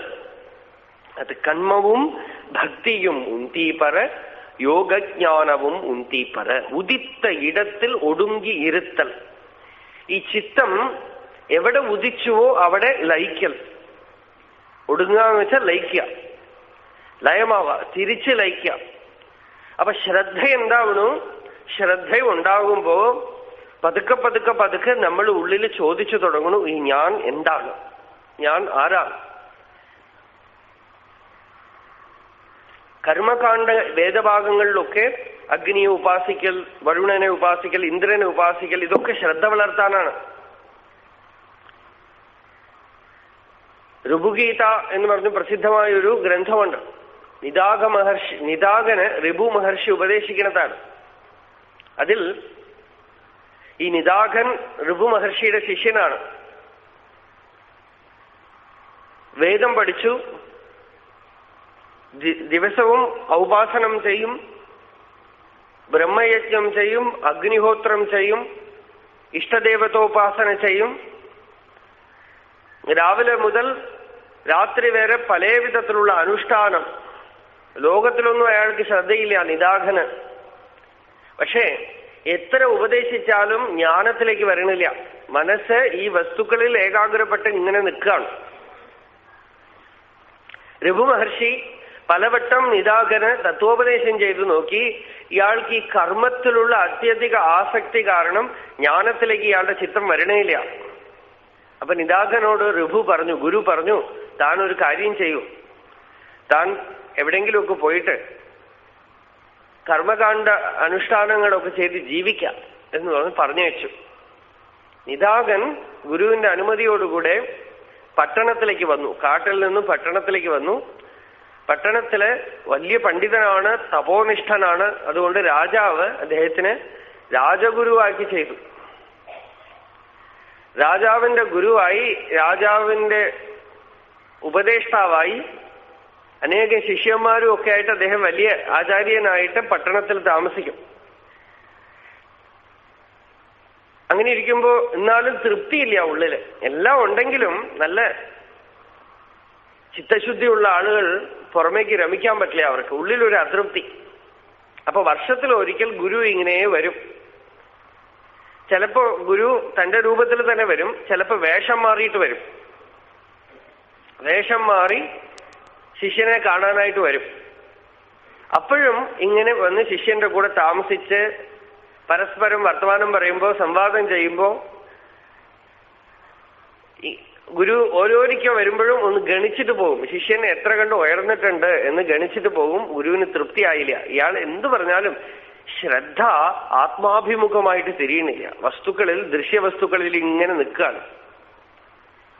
ഒരിക്കൽ രാജാവ് ഒരു വലിയ വിജയം കഴിഞ്ഞ് യുദ്ധമൊക്കെ ജയിച്ചിട്ട് തന്റെ സൈന്യത്തോടുകൂടെ പട്ടണപ്രവേശം ചെയ്യാണ്. പട്ടണത്തിലേക്ക് രാജാവ് തന്റെ സോൾജേഴ്സായിട്ട് എല്ലാമായിട്ട് വരികയാണ്. അപ്പൊ ഈ നിദാഘൻ തെരുവിൽ നിന്ന് ഗംഭീരമായി അദ്ദേഹത്തിന്റെ ശിഷ്യന്മാരും ഒക്കെ ആയിട്ട് നിന്നുകൊണ്ട് നോക്കിക്കൊണ്ടിരിക്കണം രാജാവ് വരണത്. അപ്പൊ ഋഭു മഹർഷി ഒരു വൃദ്ധ ബ്രാഹ്മണനായിട്ട് നടക്കാൻ വയ്യാതെ നടന്നു വന്നു. പടിയും കുത്തി വന്നു. ഗുരുവാണെന്ന് കണ്ടാൽ അറിയില്ല നിദാഘന്. നിദാഘന്റെ അടുത്ത് വന്ന് ചോദിച്ചു, കാട്ടിലുള്ള ഈ കാട്ടാളന്മാരുടെ ഭാഷയിൽ സംസാരിച്ചു അത്രേ. വിഷ്ണു പുരാണത്തിൽ ഈ കഥ വരും. അല്പമേ വരുന്നുള്ളൂ വിഷ്ണു പുരാണത്തിൽ, കുറച്ച് സൂചനയേ ഉള്ളൂ. ഇത് കാട്ടാളന്മാരുടെ ഭാഷയില് ചോദിക്കുകയാണ്, ഇവിടെ എന്താ ഈ സംഭവിക്കുന്നത്, ഇതാരാ അവരൊക്കെ? നിദാഘൻ പറഞ്ഞു, എന്താ ഇത് രാജാവാണ്, രാജാവിന്റെ അകമ്പടി സേവിക്കുന്ന ആളുകളാണ് കൂടെ പോകുന്നത്, ഇവരൊക്കെ ഭടന്മാരാണ് ഒക്കെ പറഞ്ഞു. നിദാഘൻ ചോദിച്ചു, അതൊക്കെ ശരി, അവരെന്തിനാ ഇപ്പൊ ഈ അനങ്ങാതെ നടക്കണത്? പട്ടാളക്കാർ അനങ്ങാതെ നടക്കുമല്ലോ ചലിക്കാതെ. ഇവരൊക്കെ പട്ടാളക്കാരാണ്. പട്ടാളം എന്ന് വെച്ചാൽ എന്താണ്? പതുക്കെ പതുക്കെ ഇയാൾക്ക് ക്ഷമ നശിച്ചു തുടങ്ങി. നിദാഘൻ, പട്ടാളം എന്ന് വെച്ചാൽ ശത്രു സൈന്യം നമ്മളോട് പോരാടാൻ വരുമ്പോ തിരിച്ച് എന്തിനു പോരാടണം, എന്തിനു യുദ്ധം ചെയ്യണം? അല്ല, നമ്മളുടെ അതിർത്തി അവർ ക്രോസ് ചെയ്താൽ അതിർത്തി എവിടുന്ന് നിങ്ങൾ ഉണ്ടാക്കി? അനന്തമായ ഭൂമിക്ക് എവിടെ അതിർത്തി? ഇങ്ങനെ ഓരോന്ന് ചോദിച്ച് അയാൾക്ക് അവസാനം ക്ഷമ നശിക്കാൻ തുടങ്ങിയപ്പോ നിദാഘ മഹർഷി പറഞ്ഞു, ക്ഷമിക്കണം, ഞാൻ അറിവില്ലാത്തവനാണ്. ഋഭു മഹർഷി പറഞ്ഞു, ഞാൻ അറിവില്ലാത്തവനാണ്, എനിക്ക് പാണ്ഡിത്യമില്ല, ഭാഷ അറിയില്ല, എനിക്ക് നിങ്ങളുടെ സമ്പ്രദായമൊന്നും അറിയാത്തത് കൊണ്ട് ഞാൻ ചോദിക്കുകയാണ്. ഈ രാജാവ് എന്ന് പറഞ്ഞാൽ എന്താ സാധനം? എന്താ അല്ല, ആരെന്ന് ചോദിക്കേ. ആരാ? രാജാവ് ആനപ്പുറത്ത് ഇരുന്ന് ആ അമ്പാരിയിൽ ഇരുന്ന് പോണ ആളാണ് രാജാവ്. അതും വിട്ടില്ല. ഏതാ ആന, ഏതാ രാജാവ്? ദാ അവിടെ കാണുന്നില്ലേ, അതാണ് ആന. അതിന്റെ മുകളിലിരിക്കുന്നത് രാജാവ്. അവിടെ രണ്ടെണ്ണം ഉണ്ടല്ലോ, ഏത് രാജാവ് ഏതാ ആന? മുകളിലിരിക്കുന്നത് രാജാവ്, രാജാവിനെ വഹിക്കുന്നത് ആന. നോക്കൂ. ഇപ്പൊ എനിക്ക് ആകെപ്പാടെ സംശയമായി. ഈ മുകളില് വഹിക്കണത് എന്നൊക്കെ പറഞ്ഞാൽ എന്താ? ഇയാൾക്ക് ദേഷ്യം വന്നിട്ടേ നിദാകൻ എന്തു പറഞ്ഞു എന്ന് വെച്ചാൽ, ഗുരുവിനെ പറഞ്ഞു താൻ കൈകുന്തി മുട്ടുകുത്തി നിൽക്കുക, ഞാൻ കാണിച്ചു തരാം. ഋഭു മഹർഷി ഇയാൾ പറഞ്ഞ പോലെ തന്നെ കൈകുന്തി മുട്ടുകുത്തി നിന്നു. ഈ ശിഷ്യനുണ്ടല്ലോ ഗുരുവിന്റെ പുറത്ത് കയറിയിരുന്നു. പുറത്ത് കയറിയിരുന്നിട്ട് പറഞ്ഞു, ഇപ്പൊ താൻ ചുവട്ടില് ഞാൻ മേലെ, ഞാൻ രാജാവ് താൻ ആന. ഇതാണ് നമ്മൾ തമ്മിൽ ഉള്ള റിലേഷൻഷിപ്പ്. ഉടനെ ഗുരു പതുക്കെ മേലോട്ട് നോക്കിക്കൊണ്ട് ചോദിച്ചു അത്രേ, ഇപ്പൊ രാജാവ് ആനയൊക്കെ മനസ്സിലായി, പക്ഷെ ഈ ഞാൻ എന്താണ്, താൻ എന്താണെന്ന് ചോദിച്ചു അത്രേ.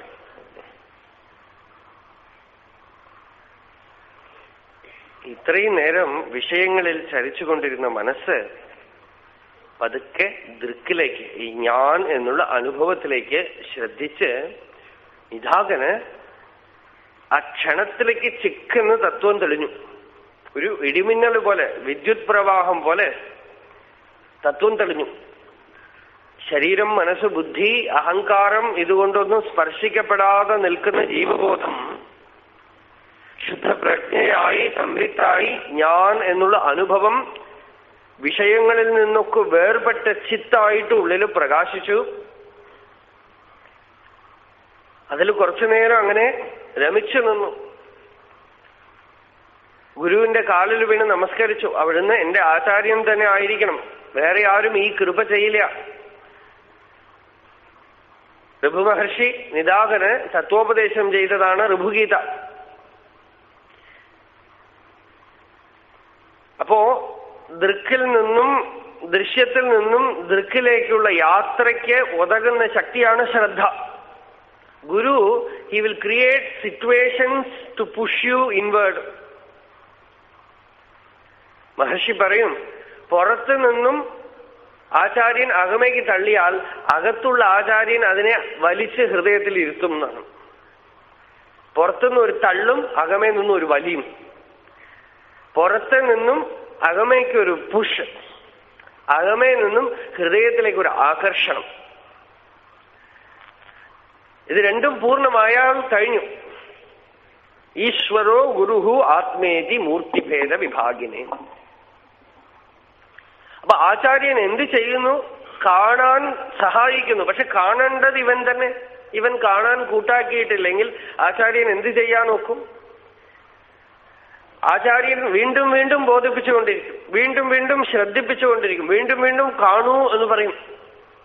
ഈ സത്യത്തിനെ കാണൂ, അകമേക്കുള്ള ഈ അനുഭൂതിയെ ശ്രദ്ധിക്കൂ.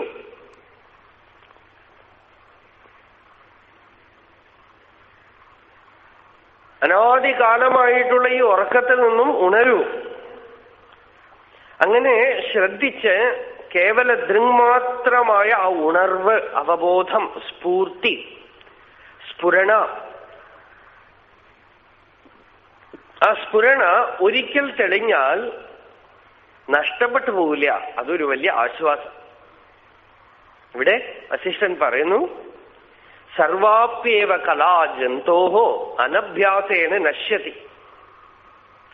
ഇയം ജ്ഞാനകലാത്യന്ത സകൃജാത അഭിവർദ്ധതേ.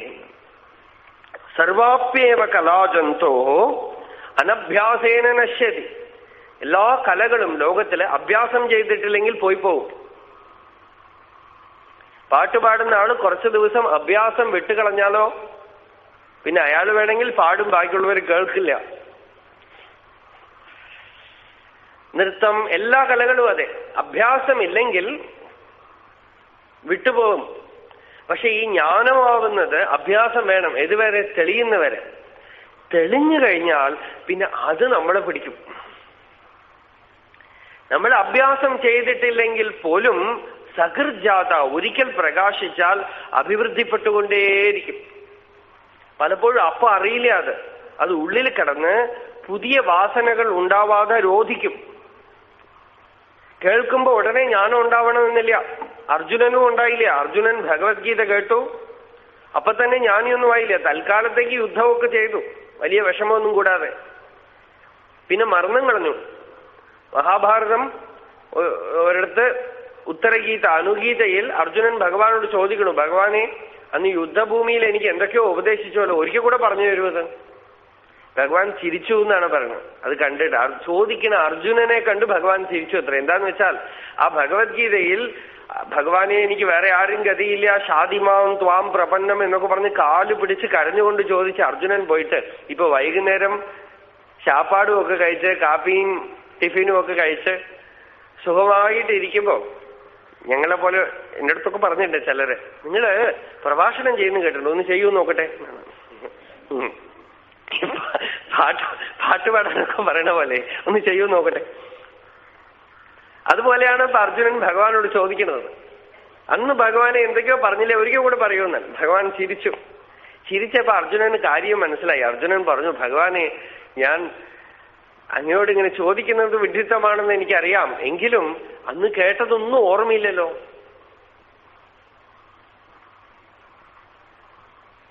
നമ്മളുടെ ഒക്കെ തെറ്റിദ്ധാരണയാണ് നമുക്ക് ഓർമ്മയുണ്ടെങ്കിലേ പ്രയോജനപ്പെടുള്ളൂ എന്നാണ്. അങ്ങനെയല്ല അത്. എത്രയോ കാര്യം നിങ്ങൾക്കൊക്കെ ഇപ്പോ സത്യം മാത്രമേ പറയാൻ പാടുള്ളൂ, കള്ളം പറയാൻ പാടില്ല. ആർക്കാ ഓർമ്മയില്ലാത്തത്? പ്രയോജനമുണ്ടോ? ചില സാധനം ഡയബറ്റീസ് ആണ്, ഷുഗർ കഴിക്കാൻ പാടില്ല, ആർക്കാ ഓർമ്മയില്ലാത്ത? എല്ലാവർക്കും ചില കാര്യങ്ങളൊക്കെ ഓർമ്മയുണ്ട്, പക്ഷെ ചെയ്യാൻ വയ്യ. ഓർമ്മയൊന്നും അല്ല. ഓർമ്മ എന്ന് പറയുന്നത് ഇറ്റ്സ് എ ഡെഡ് തിങ്. മനോമണ്ഡലത്തിൽ വേണമെന്നേ ഇല്ല. അതിന് ഉദാഹരണം ഭഗവാൻ തന്നെ പറയുന്നു. ഭഗവാൻ പറഞ്ഞു, അർജുന തനിക്ക് ഓർമ്മ വേണമെന്നും നിർബന്ധം പിടിക്കണ്ട. ഞാൻ അന്ന് ഉപദേശിച്ചതുണ്ടല്ലോ അത് സത്യമാണ്. അത് എന്റെ ഹൃദയത്തിൽ നിന്നും തന്റെ ഹൃദയത്തിലേക്ക് പ്രവേശിച്ചു കഴിഞ്ഞു. ഇനി താൻ വിചാരിച്ചാൽ പോലും അത് വേണ്ട വെക്കണമെന്ന് വിചാരിച്ചാൽ പോലും സാധ്യമല്ല. സഹിധർമ്മ സുപര്യാപ്തോ ബ്രഹ്മണപദവേദനെ. ഞാൻ അന്ന് ഉപദേശിച്ചതുണ്ടല്ലോ അത് തന്നെ തനിക്ക് പരിപൂർണമായ ബ്രഹ്മനിഷ്ഠ ഉണ്ടാക്കാൻ പര്യാപ്തമാണ്. പക്ഷേ എന്തുകൊണ്ട് ഇപ്പൊ തോന്നണില്ല, എന്തുകൊണ്ട് ഇപ്പൊ അനുഭവത്തിലേക്ക് വരണില്ല എന്ന് വെച്ചാൽ, ഞാൻ തനിക്ക് ഈ ജ്ഞാനം ഉള്ളിൽ പ്രവേശിച്ചു കഴിഞ്ഞാൽ എന്ത് ചെയ്യുന്ന വെച്ചാൽ ഈ വയറിളക്കാനുള്ള മരുന്ന് കഴിച്ച പോലെയാണ്, ഒക്കെ കൂടെ പുറത്തേക്ക് വരും. ആയുർവേദമൊക്കെ അങ്ങനെയാണല്ലോ, ആദ്യം നല്ല മരുന്ന് കൊടുക്കണതിന് ഉള്ളിലുള്ളതൊക്കെ കൂടെ പുറത്തേക്ക് തള്ളും.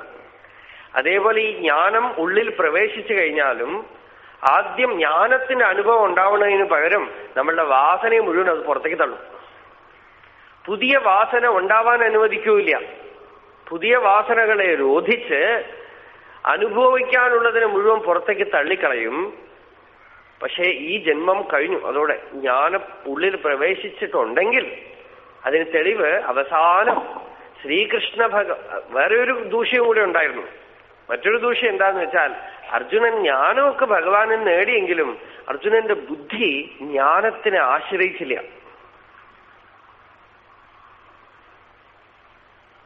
നമ്മൾ ഈ കാസറ്റ്, CD, പ്രഭാഷണമൊക്കെ ഉള്ളത്തോളം കാലം നമുക്കൊരു കുഴപ്പമുണ്ടാവാൻ സാധ്യതയുണ്ട്. എന്താന്ന് വെച്ചാൽ എപ്പോ വേണമെങ്കിൽ കേൾക്കാലോ. വർഷാവർഷം സത്സംഗം ഉണ്ടാവും, കേൾക്കാലോ. എന്തെങ്കിലും വേണമെങ്കിൽ സംസാരിക്കാമല്ലോ, ആളുണ്ടല്ലോ എന്ന് തോന്നുമ്പോ നമ്മൾ ആളിനെ ആശ്രയിക്കും, ജ്ഞാനത്തിനെ ആശ്രയിക്കില്ല. ഇപ്പൊ ഒക്കെ കേട്ടിട്ടും ഈ ജ്ഞാനത്തിനെ ആശ്രയിക്കണ പകരം ഒരുപക്ഷെ ഈ പറയുന്ന എന്നെയോ അല്ലെങ്കിൽ ഈ പുസ്തകത്തിനെയോ അല്ലെങ്കിൽ ഇവിടെ റെക്കോർഡ് ചെയ്ത് വെക്കുന്ന കാസറ്റോ CDയോ ആശ്രയിക്കുകയാണെങ്കിൽ അതൊക്കെ എന്തെങ്കിലും നമ്മൾ വിട്ടുപോകും. അർജുനന് പറ്റിയ കുഴപ്പം എന്താ? ശ്രീകൃഷ്ണ ഭഗവാൻ ഉണ്ടല്ലോ, ഉപദേശിച്ച ആള് തന്നെ ഉണ്ട്, ഇനിയിപ്പോ എന്താ വിഷമം, ഞാൻ ആദ്യം വീണ അദ്ദേഹം പൊക്കിയെടുക്കും എന്ന് കൃഷ്ണനെ പിടിച്ചും കൊണ്ട് നിന്നു. യുദ്ധമൊക്കെ കഴിഞ്ഞു, 36 വർഷവും കഴിഞ്ഞു. യുധിഷ്ഠിര മഹാരാജാവ് പറഞ്ഞു, അർജുന, കൃഷ്ണൻ തന്നെ വിളിച്ചിട്ടുണ്ട്, ദ്വാരകയിലേക്ക് പോയിട്ട് വരൂ. അർജുനൻ ദ്വാരകയിലേക്ക് ചെന്നു. ഭഗവാൻ പറഞ്ഞു, അർജുന, ഞാനിതാ ഈ ഭൂമിയെ വിട്ടു പോവാൻ പോകുന്നു. ഈ യാദവന്മാരൊക്കെ ഇതാ പ്രവാസ തീർത്ഥത്തിൽ തമ്മിൽ തല്ലിച്ചാവും. ഇവിടെ കുറച്ച് സ്ത്രീകളുണ്ട്, അവരെയൊക്കെ കൂട്ടിക്കൊണ്ട് താൻ ഹസ്തിനാപുരത്തിലേക്ക് പോയിക്കൊള്ളാം. അർജുനൻ കുറെ കരഞ്ഞു. എന്നാലും ഭഗവാൻ എന്തെങ്കിലും ഉപകാരം ചെയ്യട്ടെ എന്ന് പറഞ്ഞ് കുറെ സ്ത്രീകളെയൊക്കെ കൂട്ടിക്കൊണ്ട് രഥത്തില് കൊണ്ടുപോയി. പോകുന്ന വഴിയില് ആദ്യം ഒരു കാര്യം തെളിഞ്ഞു. തന്റെ സാമർഥ്യം ഒന്നിനും കൊള്ളില്ല എന്നുള്ളത് തെളിഞ്ഞു. കുറെ കാട്ടാളന്മാരെ ആക്രമിക്കാനായിട്ട് വന്നു. കയ്യിലുള്ള അമ്പും വില്ലും ഒക്കെ എടുത്തു നോക്കി. ഗാണ്ഡീവം പൊക്കാൻ വയ്യ, ഞാണ് കെട്ടാൻ വയ്യ, അസ്ത്രം വയ്യാൻ വയ്യ, ഒക്കെ തോന്നും. ആ കാട്ടാളന്മാരെ അർജുനനെ തോൽപ്പിച്ച് സ്ത്രീകളെയൊക്കെ കൊണ്ടുപോയി. വൈരാഗ്യത്തിന് നമ്മൾക്ക് ഏത് പ്രൊഫഷണലിൽ സ്കില്ലുണ്ടോ ആ പ്രൊഫഷനിൽ നമ്മൾ ഫെയിലായാൽ വൈരാഗ്യം ഉണ്ടാവും. അർജുനന്റെ സ്കിൽ ഏതിലാ? ധനുർവിദ്യയിൽ കർണനോടൊന്നുമല്ല തോറ്റത്, അമ്പും വില്ലും പ്രയോഗിക്കാൻ അറിയാത്ത കാട്ടാളന്മാരുടെ അടുത്ത് തോറ്റു. ഏൽപ്പിച്ച കാര്യം ചെയ്യാൻ പറ്റിയില്ല, അഹങ്കാരക്ഷത ഉണ്ടായി. 1. 2, കൃഷ്ണൻ ശരീരം വിട്ടു എന്നുള്ള വാർത്തയും കേട്ടു. രണ്ടും കൂടി ആയപ്പോ ധർമ്മപുത്രരുടെ മുമ്പിൽ വന്ന്, വഞ്ചിതോഹം മഹാരാജ ഹരിണാ ബന്ധുരൂപിണ ഏനമേ അപഹൃതം തേജഹ ദേവവിസ്മാപനം മഹത്ത്. ഹേ രാജൻ, നമ്മളൊക്കെ വഞ്ചിക്കപ്പെട്ടിരിക്കുന്നു. എന്താ വഞ്ചിക്കപ്പെട്ടത്? അർജുനൻ പറയണത്, ഹരി, കൃഷ്ണൻ എന്നെ വഞ്ചിച്ചു എന്നാണ്. ആളുകളൊക്കെ പറയും, മരിച്ചു കഴിഞ്ഞാൽ പറയും, ഇങ്ങനെ ചതിച്ചുവല്ലോ എന്ന് വന്ന് തലയ്ക്കടിച്ച് കരയും. അദ്ദേഹം ഒന്നും ചതിച്ചില്ല, നമ്മള് വിശ്വസിച്ചതാണ് ചതിച്ചത്. ഹരി വഞ്ചിച്ചു എന്ന് പറഞ്ഞ് അർജുനൻ കരയുന്നു. കുറെ കരഞ്ഞു. കൃഷ്ണൻ എന്നെ വിട്ടുപോയി, കൃഷ്ണൻ പോയതോടുകൂടെ എന്റെ ശക്തി പോയി, ഞാൻ വെച്ചുകൊണ്ടിരുന്ന എന്റെ ബലമൊക്കെ പോയി. കുറെ കരഞ്ഞുകൊണ്ടേയിരിക്കുമ്പോ പതുക്കെ ഇങ്ങനെ കരഞ്ഞു കഴിഞ്ഞപ്പോ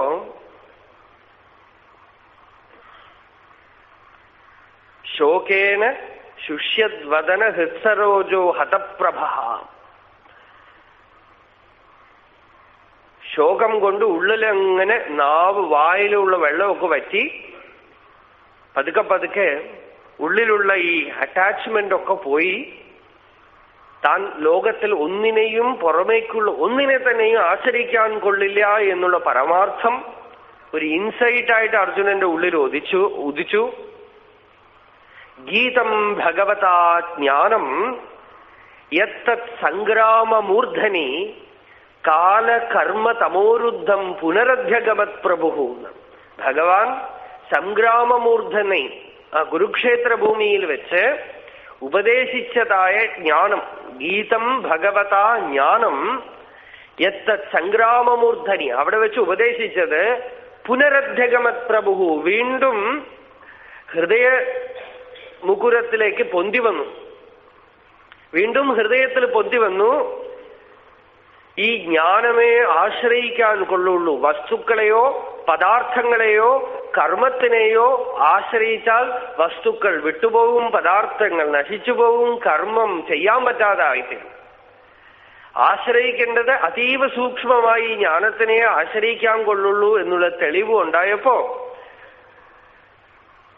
വിശോകോ ബ്രഹ്മസമ്പത്യ സംഛിന്ന ദ്വൈത സംശയ ലീനപ്രകൃതി നൈർഗുണ്യാത് അലിംഗത്വാദ് അസംഭവ. ശോകമൊക്കെ വിട്ടുപോയി, ബ്രഹ്മസമ്പത്തി ഉണ്ടായി എന്നാണ്. എന്നുവെച്ചാൽ ചിത്തം പരിപൂർണമായ ശാന്തിയിൽ നിന്നു. അതിനെ ബ്രഹ്മസമ്പത്തി. ചലനമില്ലാത്ത ശാന്തിയെ, സമാധിയെ അനുഭവിച്ചു.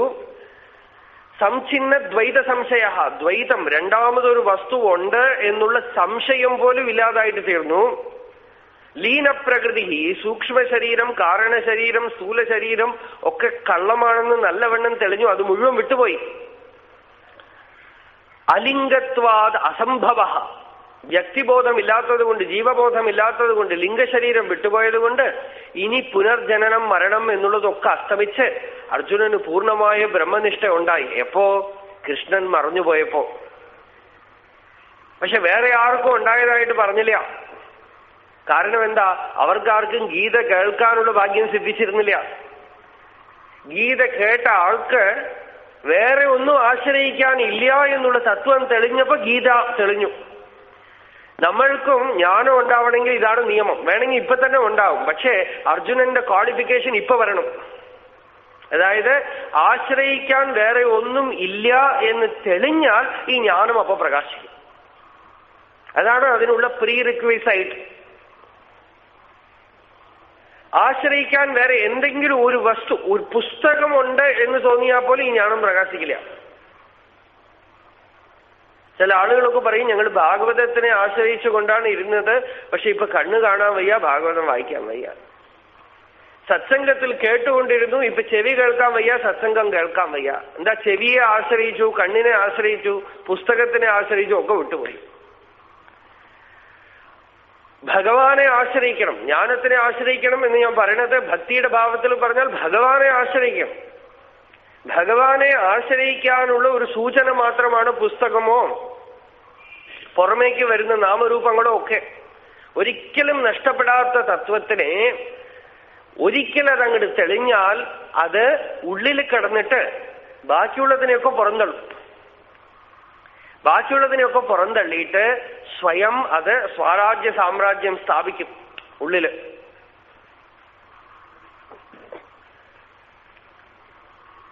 അകത്ത് പ്രവേശിച്ച് ബാക്കിയുള്ളതിനെ ഇല്ലാതാക്കി താൻ മാത്രമായിട്ട് നിൽക്കും അത്. അതാണ് ഈ ജ്ഞാനത്തിന്റെ ഒരു വൈശിഷ്ട്യം.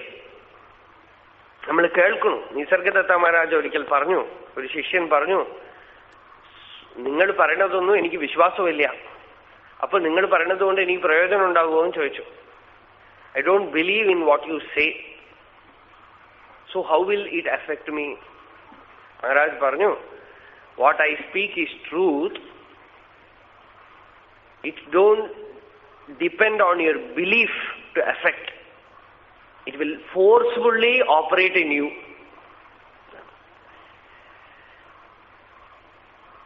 Doesn't need your help to operate. It will forcefully, it will operate in you.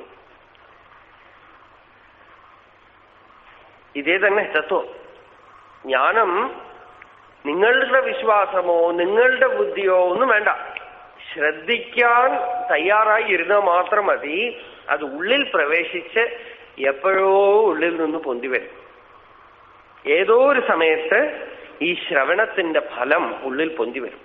നല്ല പക്വമാണെങ്കിലോ ശ്രവണ സമയത്ത് തന്നെ വസ്തുദർശനം ഉണ്ടാവുകയും ചെയ്യും. ത്രിപുടി മുടിഞ്ഞു തെളിഞ്ഞിടുന്ന ദീപം. ത്രിപുടി മുടിഞ്ഞ് ദീപം തെളിയുമുള്ളില്. ത്രിപുടി മുടിഞ്ഞ് അകമയ്ക്ക് സ്വാത്മദീപം തെളിയും. കേൾക്കുമ്പോ തന്നെ തെളിയും, പതുക്കെയല്ല. അതെങ്ങനെ തെളിയും എന്ന് വെച്ചാൽ കഴുത്തിൽ കിടക്കുന്ന മാല പോലെ എന്നാണ് പറയണത്. കഴുത്തിൽ കിടക്കുന്ന മാല സ്വകണ്ഠേപി സ്ഥിതം വസ്തു യഥാന പ്രാപ്യത്തെ ഭ്രമാത് ഭ്രമാന്തേ പ്രാപ്യത്തെ തദ്വത് ആത്മാപി ഗുരുവാക്യതഃ. ഒരു ഗുരുവിന്റെ വാക്യം കൊണ്ട് ആത്മാ എങ്ങനെ തെളിയും? സാധന വേണ്ടേ, ജപം വേണ്ടേ, പ്രാണായാമം വേണ്ടേ എന്നൊക്കെ ചോദിച്ചാൽ നിങ്ങൾ അതൊക്കെ ചെയ്യുന്നതാണ് നിങ്ങളെ ഒരു സദ്ഗുരുവിന്റെ അടുത്ത് എത്തിക്കുന്നത്. ആ വാക്യം വിശ്വസിക്കുകയാണെങ്കിൽ, വിശ്വസിക്കൽ എന്ന് വെച്ചാൽ എന്റെ അർത്ഥം സ്വീകരിക്കുകയാണെങ്കിൽ, ഹൃദയത്തിൽ എടുക്കുകയാണെങ്കിൽ ആത്മാ തെളിയും. നിസർഗദത്ത മഹാരാജ് പറയും, അദ്ദേഹം വളരെ പഠിപ്പ് അറിവില്ലാത്ത ഒരാളാണ്. അദ്ദേഹത്തിനോട് ചോദിച്ചു, നിങ്ങൾ എന്ത് സാധന ചെയ്തു? അദ്ദേഹം പറഞ്ഞു, ഞാൻ ഒരു സാധനം ചെയ്തില്ല, എന്റെ ഗുരുവിന്റെ വാക്യം വിശ്വസിച്ചു, അത്രേ ഉള്ളൂ. ഗുരു പറഞ്ഞു, യു ആർ ദ ട്രൂത്ത്, നീ പൂർണ്ണ വസ്തുവാണ്. അതിനെ വെച്ചു. അദ്ദേഹം പറഞ്ഞു, എന്റെ ഉള്ളിൽ തന്നെ ഉള്ള ഈ അഹം സ്ഫൂർത്തിയെ, ഞാൻ എന്നുള്ള അസ്തിത്വത്തിനെ ശ്രദ്ധിച്ചുകൊണ്ടിരിക്കുക. ഞാൻ അത് മാത്രം ചെയ്തു. കിട്ടുന്ന സമയമൊക്കെ ആ വസ്തുവിനെ ശ്രദ്ധിച്ചുകൊണ്ടിരുന്നു. മന്ത്രജപം മറ്റു കാര്യങ്ങളൊക്കെ തന്നെ ഇതിന് ഉതകുന്ന രീതിയിൽ ചെയ്തു. ക്രമേണ ഈ അനുഭവം ശുദ്ധ സംവിത്തായിട്ട് പ്രജ്ഞയായിട്ട് മേഘം നീങ്ങുമ്പോ ആകാശം കാണപ്പെടുന്ന പോലെ ചിതാകാശം അകമേക്ക് തെളിഞ്ഞു. അത്ര എളുപ്പമാണ് വേണമെങ്കിൽ. അല്ലെങ്കിലോ നമ്മളുടെ സാമർത്ഥ്യത്തിനെ വിശ്വസിച്ചുകൊണ്ടാണെങ്കിൽ ഒരുപാട് മെനക്കെടേണ്ടി വരും. ഇതുവരെ മെനക്കെടേണ്ടി വരും. നമ്മളുടെ സാമർത്ഥ്യം കൊണ്ടല്ല എന്ന് അറിയണ വരെ മെനക്കെടേണ്ടി വരും. അർജുനനെ പോലെ അല്ലെങ്കിൽ പരീക്ഷത്തിനെ പോലെ വിരക്തി ഉണ്ടെങ്കിൽ കേൾക്കുമ്പോ തന്നെ സിദ്ധോസ്മി അനുഗൃഹീതോസ്മി ഭവതാ കരുണാത്മന എന്ന് പറയാൻ കഴിയും. പക്വത നമ്മളുടെ അടുത്താണ്. മെച്യൂരിറ്റി എത്ര കണ്ടുണ്ടോ അത്ര എളുപ്പത്തിൽ സത്യം തെളിയും.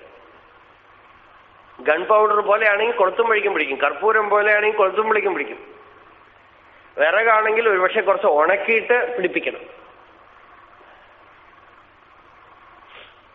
തീ പിടിക്കാത്ത വല്ല വസ്തുവാണെങ്കിൽ രക്ഷയൊന്നുമില്ല. അപ്പോ ഈ പക്വത ഉണ്ടെങ്കിൽ സ്വകണ്ഠേപി സ്ഥിതം വസ്തു യഥാന പ്രാപ്യതേ ഭ്രമാത്. കണ്ഠത്തിലുള്ള വസ്തു ഭ്രമം കൊണ്ട് പ്രാപിക്കുന്നില്ല. അതേപോലെ ആത്മാവും ഇപ്പൊ തന്നെ ഇവിടെ തന്നെ ഉണ്ടെങ്കിലും പ്രാപിക്കപ്പെടുന്നില്ല, അനുഭവിക്കപ്പെടുന്നില്ല.